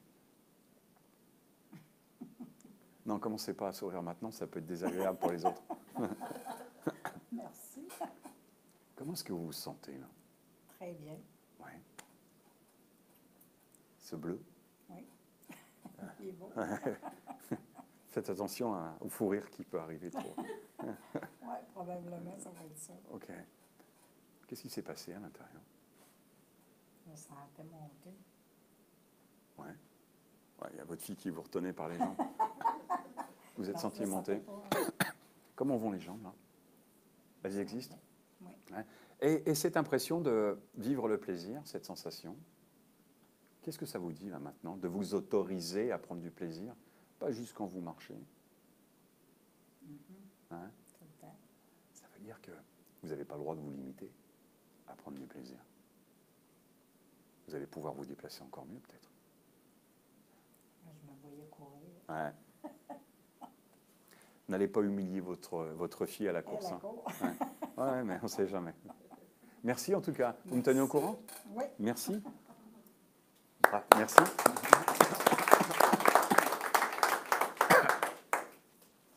Pratiquez ce bleu. Amplifiez ce bleu régulièrement. L'idée, c'est de symboliser, de personnifier. On peut très bien ne pas être obligé de comprendre la raison de cette douleur. On n'est pas obligé, mais là, on a entendu plein de choses, on aurait pu creuser. Je pense que tu as entendu beaucoup de choses, Pauline. Mais ça peut suffire, très bien, ça peut suffire. Vos mots, ces mots employés et la réponse du corps sont des choses qui sont totalement réalistes. En douleur et en hypnose, pourquoi est-ce que j'ai symbolisé, en fait, par une couleur, ou pourquoi est-ce que j'ai personnifié? J'ai ma propre théorie, hein, je ne dis pas que c'est une réalité. Nous ne sommes qu'un triangle. Dans ce triangle, nous avons notre fondement, ce que nous sommes, notre identité. Cette identité va nous donner des émotions par rapport à ce que nous ressentons. C'est la deuxième langue étrangère. Ces émotions, nous allons les interpréter dans notre tête. C'est la troisième langue étrangère. D'accord? C'est-à-dire qu'entre ce qu'on interprète et notre réalité, notre source profonde, il y a déjà une langue étrangère qui est l'émotion. Et quand on l'aura interprété dans notre tête, il y a une quatrième langue, celle qu'on va annoncer à celui qui est en face de nous. C'est-à-dire que ce qu'on va annoncer ne sera pas la réalité de ce qu'on a ressenti, de ce qu'on a nommé dans notre ressenti, et ne sera pas la réalité dans l'émotion, qui ne sera pas la réalité de notre ressource profonde, notre fondement profond. Donc entre ce qu'on dit oralement et ce que nous sommes, il y a 4 langues étrangères. Donc si on symbolise, on sait que dans notre système cognitif, on va aller au niveau du limbique, c'est un système qui est très primaire. Un enfant, il est dans son limbique sans cesse, il va parler par métaphore. Les métaphores, c'est des couleurs, c'est des sensations, c'est des choses qui viennent et on ne sait pas. Donc on est dans la sensorialisation, on a eu la visualisation. Vous avez vu ce bleu? Ouais, sympa, hein? Retenez-vous surtout, cachez votre joie. Okay. Donc on a cette sensation qui est très visuelle et puis on va avoir la sensation aussi qui est kinesthésique à l'intérieur.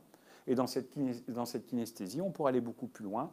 Vous vous êtes élevé, vous avez été vers où? Qu'est-ce qui se passait quand vous vous éleviez? Je flottais Vous flottiez où? Dans quoi?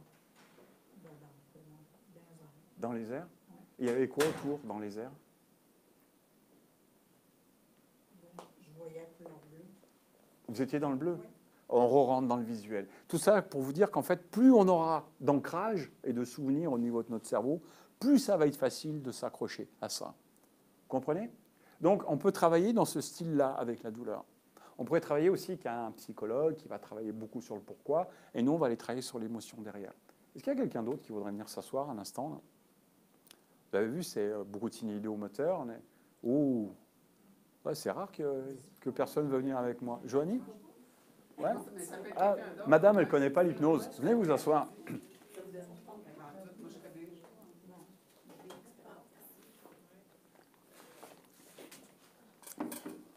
C'est Andrea? Angelina, j'y étais presque. Angelina, ok. J'ai Andréane qui est là, c'était pas toi que j'avais pensé Andrea. C'est pas loin. Angelina? Oui, oui. Pourquoi pas Andrea? Je sais pas, faut demander à mes parents. Ok. Vous venez d'où? Vous êtes québécoise? Non, je suis origine russe et haïtienne. Oh, le transfert! Russe et haïtienne? Ouais. Née en Russie. Ah, vous êtes la première que je connais, quoi. Ouais. Russe, enfin que je connais, en tant que russe et haïtienne. Ouais, ouais. Ouais, c'est génial ça. Le nord et le sud se sont rencontrés. Ça fait de beaux mélanges. Moi, mes enfants, c'est 2 purs bâtards. Un français espagnol, une danoise, on ne sait pas trop mélanger aussi. C'est les plus beaux. C'est les plus beaux. Russe et haïtienne, c'est sympa. Ouais. Et Russie et Haïti. Et pourquoi Oui. Québec? Bah, c'est juste un milieu, je pense, pour mes parents. Ah, c'est vos parents qui se sont retrouvés ici? Ils se sont retrouvés ici, tu sais, terre d'accueil pour repartir à zéro et tout ça. Donc, Ok. ouais. Et avec vous, ils sont repartis à zéro. Ok. Ben, ils sont bien repartis à zéro, alors. Une belle chose. Et dites-moi, qu'est-ce qui vous emmène alors dans ces... Qu'est-ce qui vous a intrigué dans la douleur, dans... ben, c'était pour moi, mais aussi pour un membre de ma famille. J'ai une mère qui est malade, qui fait de l'insuffisance rénale. Puis, il y a beaucoup de douleurs au quotidien. Ok. Donc, je venais voir, à me renseigner en quelque sorte sur la douleur, sur l'hypnose, pour pouvoir pallier un petit peu à ça. Mais je me rends compte que je rentre dans un autre monde totalement, qui peut aussi, comment je peux dire ça, être bénéfique pour moi. Qui a peut-être quelques douleurs physiques, mais peut-être aussi des douleurs psychologiques ou des choses comme ça. Donc, je me dis, ça peut être bon autant pour ma mère que pour moi. Ok. Alors sachez qu'au niveau scientifique, les derniers cas qui ont été faits, les dernières expertises qui sont annoncées, l'hypnose est reconnue par la science sur 2 choses aujourd'hui. Le sommeil et la douleur.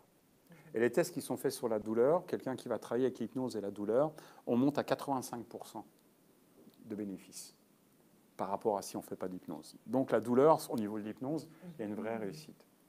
Le sommeil aussi. Okay. Et ça a été démontré par des cas cliniques aussi, en intégrant du placebo ou pas, ou tous les cas cliniques qu'on voit aujourd'hui des laboratoires qui demandent, là sur la radio, là je suis surpris, j'entends une demande de beaucoup de bénévoles pour aller faire des tests de médicaments. Et moi, ça me surprend. Bon, je ne suis pas contre, hein, je comprends pas trop, je comprends qu'il faut faire des tests, mais bon, qu'il y ait des bénévoles, ça je ne comprends pas. Viens, je vais te mettre la poliomyélite. Alors, on a une chance sur 2, hein, parce qu'il y a 50% de placebo et 50% de tests. Et au niveau de la douleur, les médicaments qui ont été mis pour la douleur, donc, par contre, la réussite, elle est elle est nulle dans les cas cliniques parce que les gens ont pas mal et ils veulent faire des tests de placebo sur la douleur avec des gens qui ont pas mal. Donc ça ne marche pas. Mais aujourd'hui, au niveau de la science, c'est douleur et sommeil. En même temps, ce que vous me dites là, c'est votre mère qui a mal, c'est pas vous. Donc je ne pourrais pas travailler avec vous sur la douleur. C'est comme les femmes qui viennent me voir et qui me disent je suis là parce que j'aimerais vous changer mon mari. Ouais, mais... moi, je ne peux pas le changer. Allez à IGA, peut-être qu'il va y en avoir un en promotion, mais moi, je ne peux pas. D'abord, il n'est pas là. Mais l'idée, c'est ce que je voudrais que vous compreniez, c'est qu'un problème rénal, c'est souvent un problème qui va devenir très médicalisé. Par contre, il y a une possibilité avec l'hypnose d'apprendre à apprivoiser cette douleur. Soit à l'annihiler totalement, soit apprendre à vivre avec. Une douleur, si on prend un tant soit peu de recul quand c'est une douleur émotionnelle, je ne parle pas de mécanique, je vous le répète, quelqu'un il a le bras cassé, on va l'aider à supporter cette douleur, mais ce n'est pas émotionnel. Il a un truc qui est cassé, quoi. Hein. Donc, mais on va apprendre à vivre avec. Cette douleur émotionnelle est un ami, ce n'est pas un ennemi. Et ça, j'aimerais que vous le compreniez. Elle a une intention. Il y a toujours une intention derrière un comportement. C'est pour ça que tous les symptômes, que ce soit... là, je fais un cabinet sur la douleur, cabinet public sur la douleur, mais en même temps, vous pourriez mettre n'importe quel mot. La douleur est un symptôme. Et derrière, on a une émotion. Et c'est ça qui est très intéressant. Cette douleur, c'est physiologique. On est dans de la biologie, on est dans de la physiologie. Maintenant, qu'est-ce qu'elle voudrait mettre à la place de cette douleur et comment on pourrait détourner son intention pour pouvoir focuser sur autre chose. C'est ça qui va être important. L'hypnose fonctionne comme ça. Vous connaissez un peu l'hypnose? J'ai lu, j'ai fait, je pense, 2 ou 3 séances pour moi. Et puis, c'est ça. Mais je connais pas à fond. Donc. Je pourrais dire que je suis quand même nouveau. Moi non plus. J'ai eu peur que vous en sachiez plus que moi. Moi non plus, je ne connais pas. Vous savez beaucoup plus. 2-3 séances d'hypnose. OK. Accompagné par un hypnothérapeute, un hypnologue? Oui. Ouais. Ça s'était bien passé? Oui, sauf que j'avais l'impression que j'étais toujours sur la retenue. Ah ouais? Ouais. Il y avait quelque chose qui résistait à l'intérieur? Oui, résistance. Je pense que c'est normal. C'est un meilleur mot. Ouais. C'est normal de résister à un moment donné. Quand on est dans l'inconnu, on a toujours peur de ce qu'on ne connaît pas. Et quand on le découvre, on se dit pourquoi j'ai eu peur. Et vous auriez voulu quoi, vous? Ne pas être sur la résistance, ça veut dire quoi? Je pense que oui. Ne pas être sur la résistance, pas de fermeture. Pas de résistance, pas de fermeture. Quoi d'autre? Pas de peur. Bah, vous auriez voulu quoi alors? Ouverture. Comment je pourrais dire ça? Laisser aller, lâcher prise. Lâcher prise. Ah, Ouais. ce mot magique, lâcher prise. Oui. Qu'est-ce qu'on l'entend, le mot lâcher prise? Ah, ça serait agréable, hein? Oui. Oh, regardez, rien que d'y penser. Vous aimeriez ça? Je pense que oui. Ouais. Vous avez déjà lâché prise dans votre vie? Là, ça fait longtemps. Longtemps, c'était quoi? C'était hier? Non. Non, en termes de mois, on retourne en arrière. Là. 2 mois. Ouais. C'est quand la dernière fois où vous avez lâché prise? Il y a des mois? Oh, il y a des mois. Oh, il y a des mois. Ouais. Oui, et des mois à trouver, c'était quand il y a des mois? Encore plus précis, un bon 8 mois, 8-9 mois. Ouais. Okay. Le temps de faire un enfant, quoi. Quoi, je dis une bêtise? Non? C'est ça? Et comment ça s'est passé quand vous avez lâché prise? Je pourrais peut-être même pas m'en souvenir. Non? Non. Pourtant, vous pensez qu'une partie de vous s'en souvient? Il y a une partie de moi qui s'en souvient, logiquement, mais comment je peux dire ça? Physiquement, tout ça, non. Physiquement, là, vous en souvenez pas, et pourtant, il y a une partie de vous qui s'en souvient. Il y a une partie de moi qui s'en souvient. Je regarde là-bas. Hein. Ouais, mais là, vous en souvenez pas kinesthésiquement, dans l'émotion. Vous voulez qu'on fasse une expérience? OK. Bon, on va se mettre debout. OK. Ça sera plus sympa. Hein? Excuse-moi, Séverine, je te donne ça. Maintenant que j'ai un bureau qui fait 800 mètres carrés, ça va pouvoir... Bah, voulez-vous mettre juste ici? Oui. Comme ça? Bah, faites voir, tournez, s'il vous plaît. Hop, bougez pas, levez une jambe. Non, ouais, ouais, mais avancez-vous un tout petit peu là. Ouais, juste face là. Je suis derrière vous. Hein. Vous êtes, en toute sécurité, je vais vous demander de résister beaucoup. OK. OK. Rapprochez un petit peu vos jambes. Bon, vous résistez pas. Je vous demande de rapprocher vos jambes et vous le faites. Ouais, j'ai pas compris de cette façon-là. Vous inquiétez pas, c'est fait exprès. OK. OK. Non, ce qu'il faut comprendre, c'est que personne n'est capable de vous hypnotiser, de vous faire lâcher prise. Je voudrais que vous compreniez ça. Pourtant, il y a une partie de vous qui s'en souvient. J'aimerais savoir, quand vous allez réapprendre à lâcher prise, qu'est-ce qui va se passer? Comment vous allez vous sentir? Il y a une forme de libération. Une libération? Qui va venir d'où, la libération? Tout ici en haut. Tout ici en haut? Ouais. Ça va se libérer? Oui. Et ça se libère, vous me faites comme ça s'ouvre? Ben oui, c'est comme avoir une voix. C'est Wow. comme, ouais, comme. OK. Ouais. Et qu'est-ce que vous allez dire quand vous allez avoir la voix, que ça va s'ouvrir ici? Aucune idée. Aucune idée? Vous pensez que ça va crier? Il va se passer quoi? Ça va se dénouer. Parce que là, il y a un nœud, là. Ouais. À quoi il ressemble, ce nœud? C'est serré. C'est serré. Vous voyez, on rentre encore dans la symbolique. C'est important. Si on est dans la rationalisation, la personne ne va pas dire c'est serré, j'ai mal à la gorge. Mais là, c'est serré, là. C'est serré. Ouais. Regardez, serre un petit peu plus. Ah, non, je vais lâcher, que vous puissiez avaler votre salive.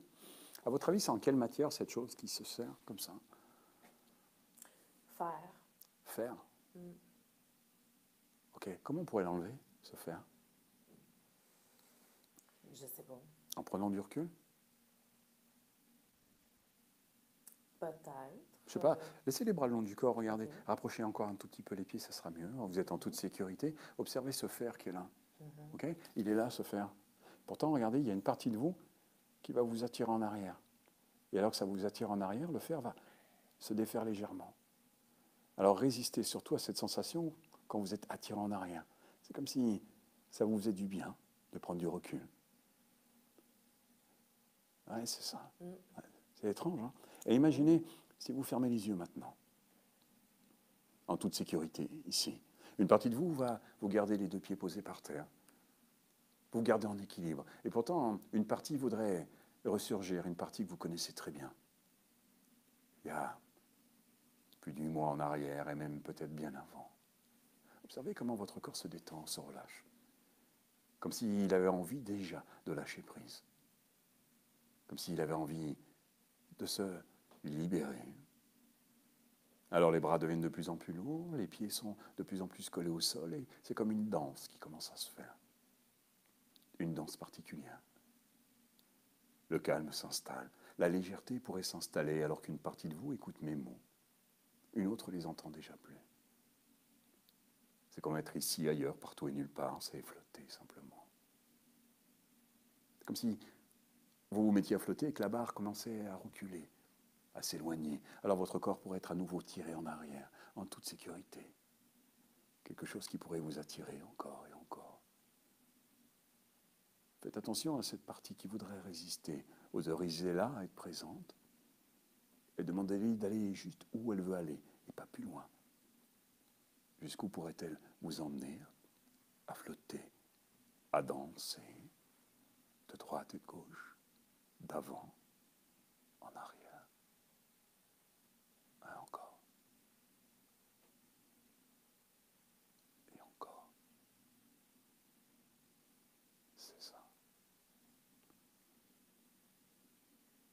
C'est comme si les choses pouvaient se défaire petit à petit, comme un portail qui pourrait s'ouvrir. D'abord, c'est une légèreté qui s'installe. J'ai souvent entendu dire que cette légèreté permettait de se débarrasser de toutes ces choses qui n'étaient pas importantes. Alors que la gorge est complètement dégagée. Vous pourriez vous mettre à flotter pour aller encore plus haut. Et cette légèreté, vous pourriez la sentir peut-être dans cette main, que je vais relever légèrement. Quelque chose qui va s'installer, se relever simplement comme ceci.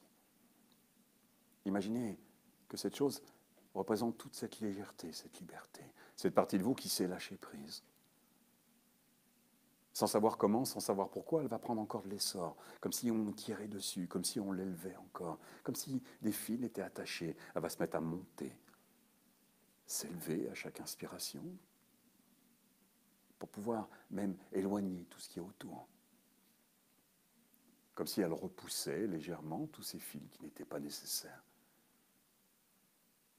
Se mettre à flotter, à monter encore et encore, comme un simple apprentissage dans une danse qui a commencé.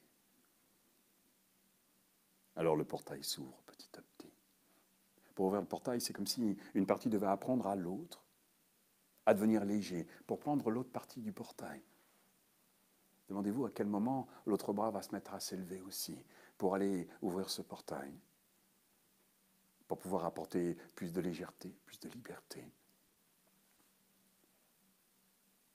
Comme un mouvement, ouais, c'est ça, qui va s'installer. Une main qui va venir renforcer l'autre de plus en plus léger, s'élever encore. Aller chercher tous ces liens, tous ces nœuds qui sont en train de se défaire. La légèreté va continuer à se faire de plus en plus haut. La danse va s'amplifier. La légèreté va être encore plus forte. Le calme, le fond, va s'installer.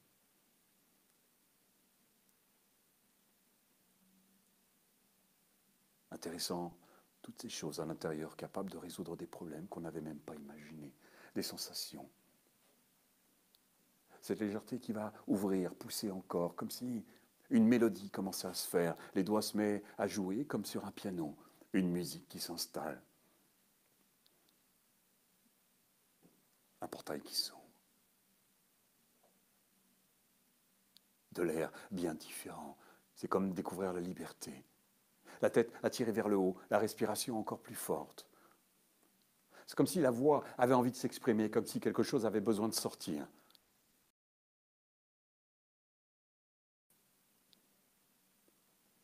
Demandez-vous comment ça va être agréable lorsque même la tête va s'élever vers le ciel pour pouvoir crier comme c'est agréable de se sentir bien.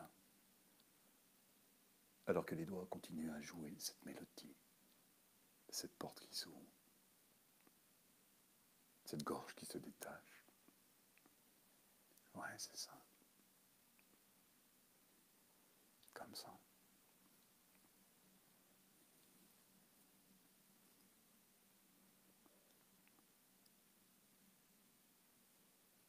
Parfait comme ça.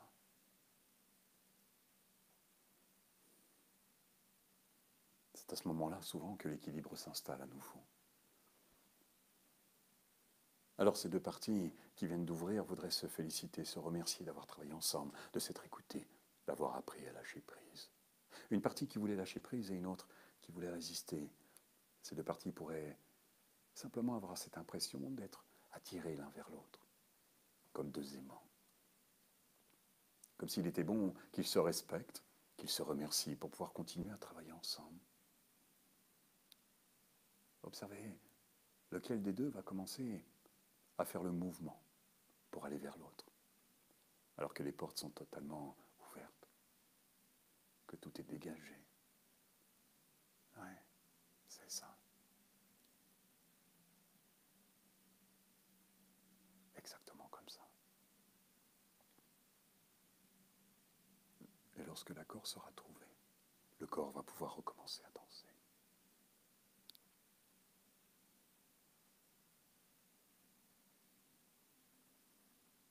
C'est ça.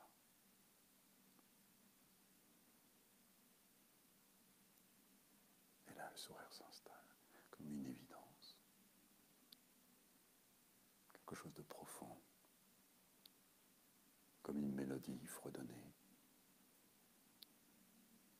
qui berce, calme, permet de reprendre son identité.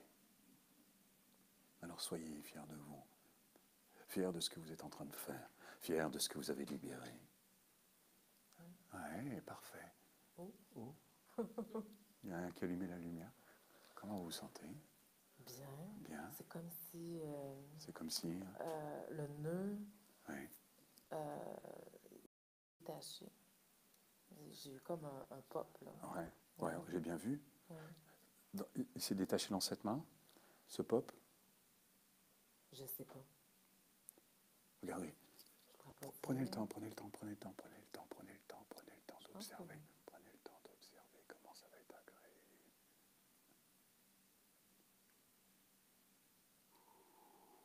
Comme ça, c'est ça.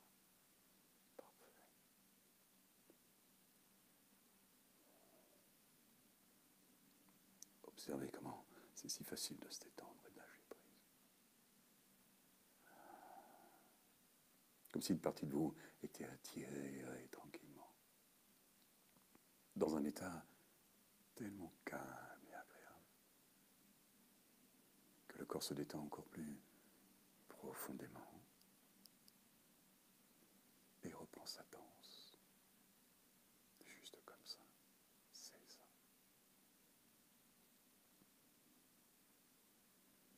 Et observez ce que vous venez de mettre à la place. Comment c'est agréable de ressentir cette légèreté, cette danse. Une partie voudrait être attirée en arrière alors qu'une autre voudrait aller en avant. Demandez-vous quelle est la plus forte. C'est ça. Et surtout, quand vous allez rouvrir les yeux, prenez juste quelques instants pour vous dire merci. Retrouvez cette sensation d'avoir fait un trajet tellement rapide que vous vous demanderez pourquoi est-ce que vous ne l'avez pas fait avant. Tout simplement. À chaque fois, vous placerez votre main comme vous le faites là maintenant. Vous pourrez apprécier comme une pluie qui tombe sur une tôle ondulée, sur un toit, et vous autoriser à aller beaucoup plus loin que ce que vous avez fait pour l'instant. Alors vous pourrez simplement reprendre une profonde inspiration, entendre ma voix plus forte dans cette pièce, ressentir la lumière et ouvrir les yeux pour revenir avec moi ici et maintenant avec toute l'énergie pour pouvoir continuer ce moment.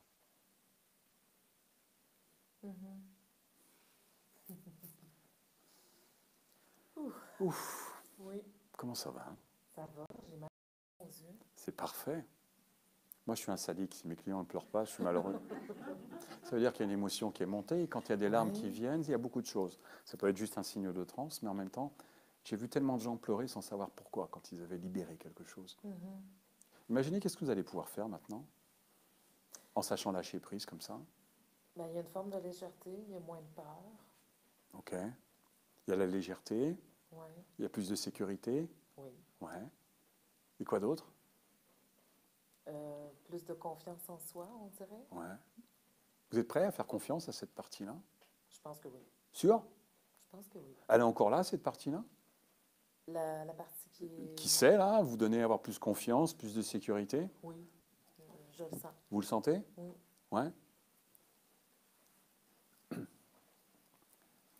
Imaginez qu'elle soit là sur vos épaules, cette partie-là. Est-ce que vous êtes prête à lui faire confiance? Alors, si vous êtes prête à lui faire confiance, vous allez sentir exactement ce qu'est en train de se faire. OK. Comme si elle était en train de vous attirer en arrière. Oui. Ouais, c'est ça. Hein. Faites-lui confiance encore une fois pour voir. Ouais, je suis là, vous inquiétez pas. C'est dingue, hein? Ça pourrait être encore plus fort. OK. Ne l'amplifiez pas, vous allez tomber. Ouais, c'est ça. Ouais. On va la remettre devant, la partie, hein, parce que j'aimerais pas que vous descendiez comme ça dans les escaliers, ça va être difficile. Ça va? Oui, ça Vous me va. tenez au courant? Oui, merci. Pensez à mettre votre main là et à vivre cette chose-là. Parfait. Merci beaucoup. Merci beaucoup. Merci. On a pu se travailler sur de l'hypnose, là, mais c'est exactement les mêmes techniques, je vous le dis tout de suite. C'est toujours la même technique. Le but, c'est un symptôme, que ce soit une douleur ou une problématique, c'est quoi l'émotion qu'il y a derrière. Ça va être important. OK? Maintenant, la douleur, c'est plus compliqué dans le sens, mais que ce soit psychologique, c'est pareil. Hein. Est-ce qu'on a vu un médecin? Est-ce qu'on a vu un psychologue? Hein, suivant l'intensité, on va vérifier avant. On ne va pas jouer à faire de l'hypnose sur quelque chose qui n'est pas vérifié par la science. Et après, on va aller beaucoup plus loin. On ira chercher surtout les croyances et les valeurs de la personne qui souvent déterminent la problématique de la douleur, les croyances de la personne. Vous avez le droit de prendre du plaisir pour vous. Hein, ce mot tout à l'heure, ce mot juste est venu me chercher.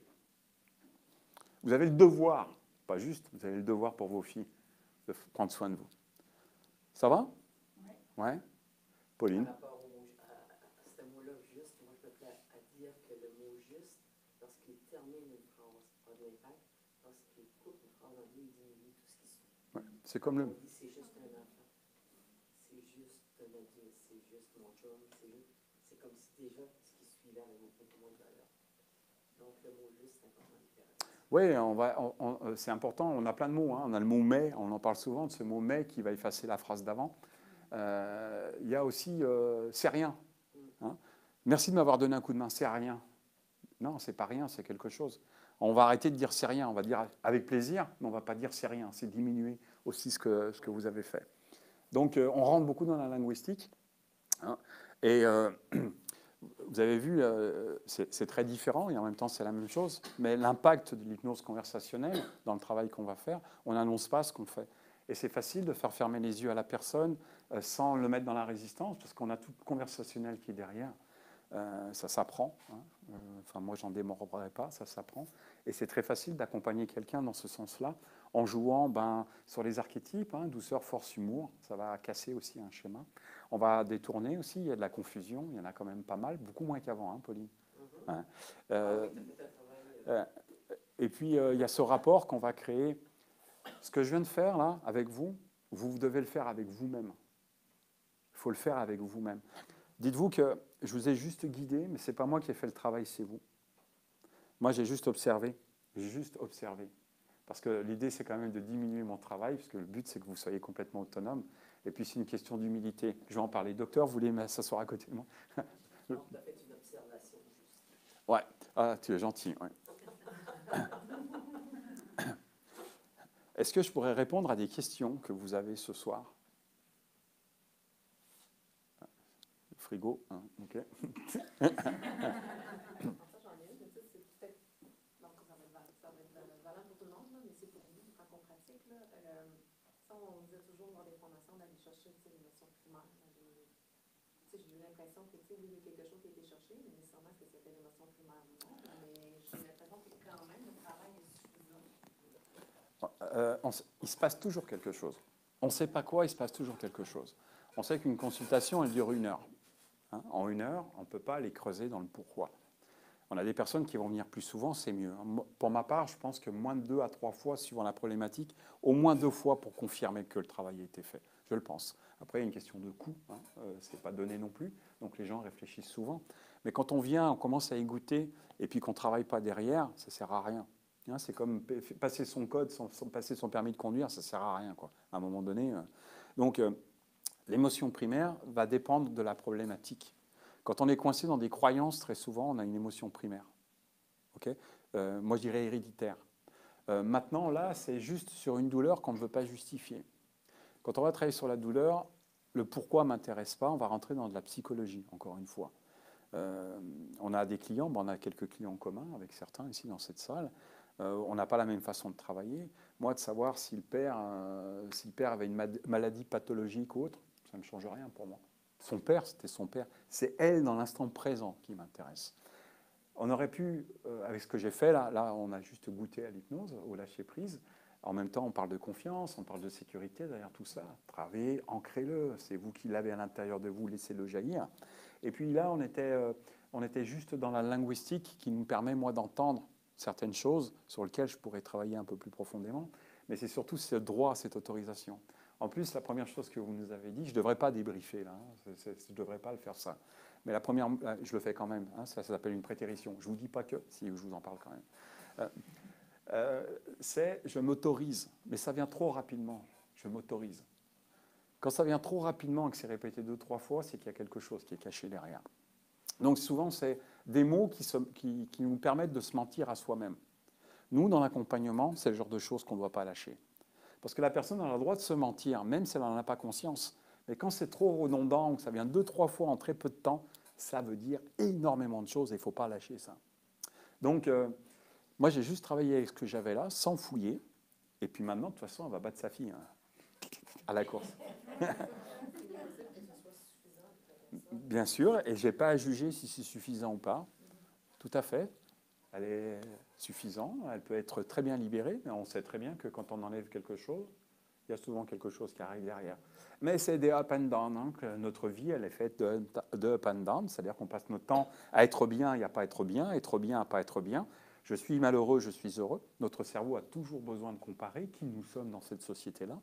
Et c'est up and down. Si je suis toujours heureux, je ne sais pas ce que c'est que le bonheur, parce que je ne peux pas le comparer avec le malheur. Si je suis malheureux, ben, je peux me sentir heureux, parce que je ne sais pas ce que c'est que d'être heureux. Mais l'existence, c'est des up and down avec une courbe. Notre cerveau sera toujours comme ça. Par contre, un jour, notre bas sera bien plus haut que le haut qu'on pensait qu'on avait atteint. Et c'est là qu'on est dans l'évolution. D'accord? Donc, ce n'est pas à nous de juger, il s'est passé quelque chose. Et je pense que pour un accompagnant, que ce soit en PNL, Pauline, ou que ce soit en hypnose ou en sophrologie pour toi, notre but, c'est difficile quand on commence parce qu'on croit encore à cette pensée magique. On pense qu'en une seule fois, on peut changer les choses. Mais nous, on ne change rien. Nous, on ne peut qu'accompagner la personne dans sa problématique-là. On sait qu'il se passe quelque chose. On en a conscience. La personne n'en a pas conscience. Et puis peut-être qu'elle n'en aura jamais conscience. Elle va aller mieux, mais elle n'aura pas conscience que la suggestion, l'induction, le travail qui a été fait avant va l'emmener dans ce mieux-être. À partir de là, c'est souvent les gens qui sont autour qui lui disent « Qu'est-ce qui t'arrive, t'as changé ?» Ben non, je n'ai pas changé. Et pourtant, le travail a travaillé en profondeur. C'est fait en profondeur. Ça, c'est dur pour nous en tant qu'accompagnants. Parce qu'on ne peut pas non plus... c'est notre ego qui va parler. Et là, il faut qu'on mette notre mouchoir dessus, qu'on fasse juste notre travail, d'accompagner la personne là où elle veut aller, qu'elle s'en rende compte ou pas qu'on l'a accompagnée, c'est elle qui fait le travail. C'est un grand métier d'humilité parce que l'expert est en avant nous. C'est exactement, l'expert est avant nous. Moi, je dis souvent, même aux élèves, c'est pas toi la vedette là qui est en train de pratiquer, c'est celui qui est à côté de toi, la vedette. Et ça, il faut la respecter. Ça va? Ouais. D'autres questions? Ça va, Émilie? Ouais. Moi, j'ai des interrogations, mais ce sera plus en privé. Mais si tu peux en lâcher une, là, ça peut peut-être accompagner les gens. C'est parce que moi, je sais plus, je t'en ai parlé un peu ce matin, tu sais, la biologie totale, là, c'est vraiment quelque chose qui dit. Parce que toi, tu dis qu'en psychologie, c'est plus le pourquoi, puis l'hypnose, le comment. Mais moi, j'ai appris que pour faire disparaître une douleur ou quoi, il faut quand même vraiment aller chercher le conflit. Tu sais, c'est parce que toutes ces douleurs-là, ces conflits qu'on a vécu seulement émotionnellement, mais que tant qu'on ne comprend pas quel conflit on a vécu, ben, la douleur, elle restera là. Et du coup, je me demande un peu... Là, on est en psychologie, là, ce que tu me dis. Hein. Je sais, je connais toutes ces biologies totales, toutes ces choses-là, mais là, ce que tu me dis, ça appartient à la psychologie. Mais c'est ça, c'est justement, je ne connais pas encore assez d'hypnose pour... parce que oui, il y a le comment, donc tu donnes des outils pour enlever ça, mais je me dis, c'est quoi qui va faire qu'elle ne reviendra pas? Ah, bah parce que celui qui l'a créé va résoudre la problématique. Moi, je vais te poser une question. Est-ce que tout ce que tu ressens là, tu as besoin de savoir pourquoi? Qu'est-ce que ça va t'apporter? Ben, parce que je saurais le pourquoi, donc vu que je saurais le pourquoi, j'essaierai de trouver un problème à ma problématique. Ouais, tu mettras un autre problème pour couvrir le problème de ta problématique. J'essaierai. Essayer, c'est encore se donner une excuse pour échouer. C'est ta rationalisation, je la comprends très très bien. Tu as le droit de penser comme ça. Et en même temps, imagine que tout ce que tu as vécu avant, ok? Je te le répète, ce n'est pas toi qui l'as vécu, c'est celle que tu étais. Parce qu'aujourd'hui, tu ne le revivrais pas. Cette problématique qui a été créée à ce moment-là, si tu devais la revivre aujourd'hui, elle te paraîtrait tellement insignifiante que tu te dirais, mais pourquoi je m'arrête à ça? Est-ce que tu penses qu'il ne vaudrait pas mieux te dire maintenant, qu'est-ce que tu as appris? Comment tu vas avancer, plutôt que de t'arrêter ton focus à quelque chose que tu ne regarderais même pas. Je me permettrais d'ajouter que le comment mène souvent au pourquoi. Mais à ce moment-là, le pourquoi est douloureux. Bien sûr. Beaucoup moins douloureux. Le pourquoi finit toujours par arriver.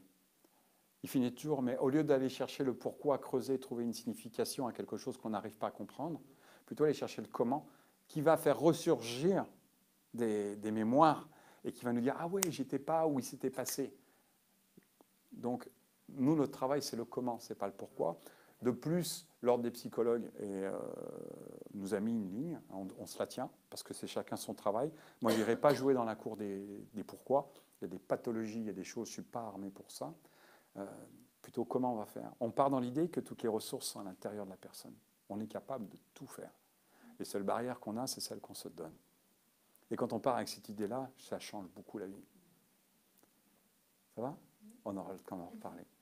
Joanie? Ben, c'est quand qu'on continue à chercher la cause, on ne focus pas puis On amplifie la cause. ben, on amplifie la douleur. Tu sais, puis quand on commence à mettre le focus sur, puis aller vers l'acceptation que cette douleur-là existe, peu importe sa cause, puis qu'on accepte de faire des steps ou changer des comportements, Ouais. notamment, et pour apaiser la douleur. Tu sais, quand on s'en va vraiment vers des techniques, des stratégies pour diminuer la douleur, mais c'est ça, c'est le lâcher prise-là, puis s'en aller vers comment je peux diminuer l'intensité de la douleur. Puis je lâche prise-là, puis j'avance. On a beaucoup de, Tant aussi longtemps qu'on reste en arrière. on a beaucoup de techniques là-dessus, hein. Mais on reste sur le passé. Le passé ne fait qu'influencer notre présent. Donc si on change l'influence de notre passé sur notre présent, on va changer notre futur. C'est sûr que c'est le fun de savoir qu'est-ce qui se passe. Mm. Ça sera toujours, puis tu sais, mais si on focus trop là-dessus, c'est qu'on met de l'énergie, on perd de l'énergie là, on n'a pas la bonne énergie pour aller vers l'avant. Oui, et puis c'est surtout l'idée de se dire, qu'est-ce que ça va m'apporter de le savoir? Moi, je te pose la question. Qu'est-ce que ça va t'apporter de connaître la cause de la douleur? Qu'est-ce que ça va t'apporter de plus? Ben, j'ai dit tantôt de se débarrasser de ce problème. Ok. Et si ce problème est futile, tu apprends que ta problématique était futile et ça fait 5 ans que tu cherches. Il n'y a pas une démesure à un moment donné? Imagine que ce problème pourrait se détacher. Ce n'est pas toi qui l'as créé, c'est une partie de toi qui a créé un comportement à un moment donné dans ta vie pour pouvoir te mettre en sécurité. Ce n'est pas autre chose que ça. C'était ce qui allait de plus facile et de plus simple à ce moment-là. Ok? Mais maintenant, ça ne te convient plus parce que ça te pose un problème. Donc, l'idée, c'est de se dire comment je vais pouvoir déplacer. Maintenant, qu'est-ce que je veux? Donc, on va aller lui dire. Très souvent, c'est l'hypnose. On va jouer avec cette ouverture. Vous avez vu, double évitation, donc une compréhension consciente et inconsciente, pour qu'il y ait un accord pour pouvoir travailler ensemble. Et après, on ne sait pas ce qui se passe. On ne sait pas. Maintenant, tu sais, malheureusement, moi, j'ai beaucoup de femmes aussi violées qui viennent me voir, qui ont subi ce cachet du violeur, ou ces conneries, là, ces espèces de salopards. Elles voudraient du détail. Qu'est-ce que ça va leur apporter? Qu'est-ce que ça va vous apporter? Maintenant, c'est fait, là. Ce n'est pas à vous que c'est arrivé. C'est terrible de dire ça. C'est à celle que vous étiez. Aujourd'hui, est-ce que ça se passerait de la même manière? Certainement pas. Vous voyez, ce n'est pas à vous que c'est arrivé. Par contre, qu'est-ce que ça vous a apporté? Qu'est-ce que vous avez appris là-dedans? Maintenant, c'est qu'est-ce qu'on va en faire? Comment on va évoluer? Et ce qui s'est passé, c'est même pas important, c'est se torturer. On le retrouve dans les traumas, dans les traumatismes. Quand il y a une attaque aujourd'hui, avec tous ces attentats, il faut agir tout de suite. Parce que la personne, elle est dans son traumatisme. Il faut la sortir tout de suite avant qu'elle commence à se répéter toutes ces images-là. Quand on vit une agression, ce n'est pas au moment de l'agression qu'on vit le trauma. C'est à force de répétition qu'on va créer un souvenir. Et ça, c'est difficile d'en sortir. Ça va? Ça va? Ouais. Non. Autre question? Non? C'est bon? Moi, j'avais une question, mais plus par rapport à... Parce que moi, j'ai fait PNL, mais je suis coach corporatif, là, fait une partie PNL. Puis je voudrais aller vers l'hypnose. Puis quand je regardais sur le site, il y a quand même des choses qui se ressemblent. T'sais, on regarde les niveaux logiques, on regarde, j'ai regardé. C'est quoi la différence? Sur Sur le site. Ah, sur ma formation à moi? C'est ça, je trouvais qu'il y avait beaucoup de choses qui se ressemblaient Alors, à ce que j'avais vu dans... Moi, je fais une formation, une base et un technicien en communication d'impact. C'est que de l'hypnose conversationnelle. C'est pas compliqué, c'est que de l'hypnose conversationnelle. Pour ma part, c'est l'hypnose moderne d'aujourd'hui. C'est comment fonctionne l'autre, où il en est dans son émotion, qu'est-ce qu'il dit verbalement, paraverbal et non verbal. Est-ce que le message que je veux lui passer maintenant, il est prêt à m'entendre et il est prêt à l'accepter? D'accord? Déjà, est-ce qu'il est prêt à l'entendre? On va observer ça, on est dans l'hypnose. Okay? On va placer des suggestions, des inductions pour une acceptation à la communication et à la conversation. On va apporter de la suggestion directe, indirecte et indirecte cachée pour pouvoir observer comment la personne, au niveau de son corps, est en train de dire oui à ce qu'on lui propose et comment on va le diriger pour faire accepter ce qu'on veut dire. Ça, c'est une première chose. Ça nous apprend à nous connaître aussi, comment on fonctionne et comment fonctionne l'autre. On retire le jugement, tout jugement qu'on peut avoir, et on retire toute interprétation. Ça veut dire qu'on devient l'autre. Et quand on est l'autre, on ne peut qu'avancer avec lui. On va avoir deux jumeaux, souvent ils avancent ensemble. Et on va devenir son jumeau. Tout ça, ça s'apprend. Après, on a le praticien et le maître praticien. Ça, c'est plus pour ceux qui vont faire l'hypnose thérapeutique. On est dans l'hypnose ericksonienne. Il y a plein d'écoles autour qui forment des personnes. Il y a très peu qui forment des maîtres praticiens en hypnose. Et je sais qu'il y a beaucoup de gens qui me demandent de venir faire le maître praticien en hypnose. Suivant leur niveau en PNL, il y a des modules qui sont nécessaires, suivant le niveau. Suivant s'ils sont praticiens, s'ils ont fait une base ou s'ils sont maîtres praticiens en PNL, ils ne sont pas obligés de faire tous les niveaux. Donc il y a des modules, c'est clair, qu'on va retrouver les métaprogrammes, parce que la personne qui n'a jamais fait de PNL, s'il n'a pas compris ce que c'est qu'un métaprogramme, il ne comprendra jamais qui c'est l'autre. D'accord? Donc j'ai monté ma formation exprès avec des modules qui sont beaucoup plus hypnose, technique d'hypnose, d'autres beaucoup plus technique de PNL, mais le but, c'est de donner des certifications de technicien, de praticien et de maître praticien en hypnose. Donc, je ne peux pas échapper à la PNL pour ma part. La PNL vient de l'hypnose. La PNL a beaucoup modélisé l'hypnose. S'il n'y avait pas d'hypnose aujourd'hui, la PNL telle qu'elle existe aujourd'hui n'existerait pas. Et aujourd'hui, l'hypnose qu'on utilise en thérapie, la modélisation de la PNL nous a permis, nous, d'avoir beaucoup d'outils pour pouvoir travailler avec beaucoup de monde. Donc, pour moi, c'est un bloc. On ne peut pas faire autrement. D'accord? Donc, si tu es intéressé, tu regardes, il y a maître praticien en hypnose, c'est marqué suivant le niveau, il y a des choses qu'on n'a pas à faire. En même temps, là je donne un technicien là, en ce moment, il y a des personnes là au module 2 qui arrivent, qui sont praticiens ou maître praticiens en PNL, qui ne sont pas venus au module 1. Mais le module 1, et la base, c'est vrai qu'on revoit des choses, mais là on rentre complètement dans le conversationnel. Donc je vois le dernier week-end, on avait une maître praticien en PNL qui était ici, elle est complètement larguée. Parce qu'elle ne comprend pas comment ça se passe. Et elle nous dit, mais pourquoi on ne nous a pas appris ça avant? Ben oui. La PNL, pour ma part, hein, si on ne fait pas un peu d'hypnose, on est dans le cognitif. On est dans la réflexion. Et si on est dans la réflexion, on a beau comprendre, comment on fait pour changer? Donc en hypnose, tout de suite, on va rentrer dans un monde qui est très particulier. On est là, on entend tout. Hein, on entend tout, on est là. Mais c'est comme si on était complètement dissocié de quelque chose. Et là, on travaille en fait sur les ancrages du corps. C'est notre corps qui a des stimuli, des mouvements sans cesse. Ces mouvements-là vont monter dans notre système cérébral. Et notre système cérébral, par rapport aux stimuli qu'on vient de percevoir, va donner une interprétation de ce qui est en train de se passer. Ce n'est pas lui qui décide, c'est lui qui décide. Donc l'idée, c'est de dissocier la cognition de la réaction du corps. Et quand la cognition vit quelque chose qui était traumatisant pour elle, gênant ou douloureux, mais que le corps a plus mal, à un moment donné, il y a un truc qui se passe là. Donc il va dans le reptilien, et dans le système reptilien, il se dit il n'y a plus de danger. Donc il se détend, et le cerveau, on va changer petit à petit une perception. Ça va, Joanie? Donc regarde, il y a plein de solutions.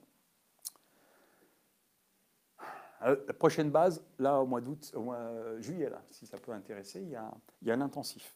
La base et le technicien en ligne, hein, c'est 11 jours, mais là ça sera 12 jours, parce que je vais mettre un jour au milieu pour souffler.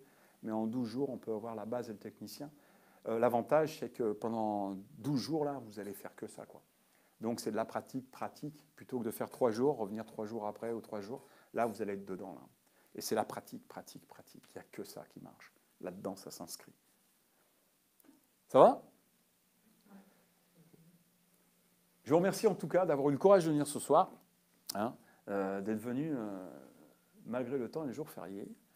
Je vous remercie de votre présence. Et puis, ça me fait toujours plaisir de voir des têtes connues. J'en connais beaucoup. Ça me fait bien plaisir. Passez une très belle soirée. Moi, je suis là si vous avez des questions. Et puis, à une autre fois. Il y en aura d'autres.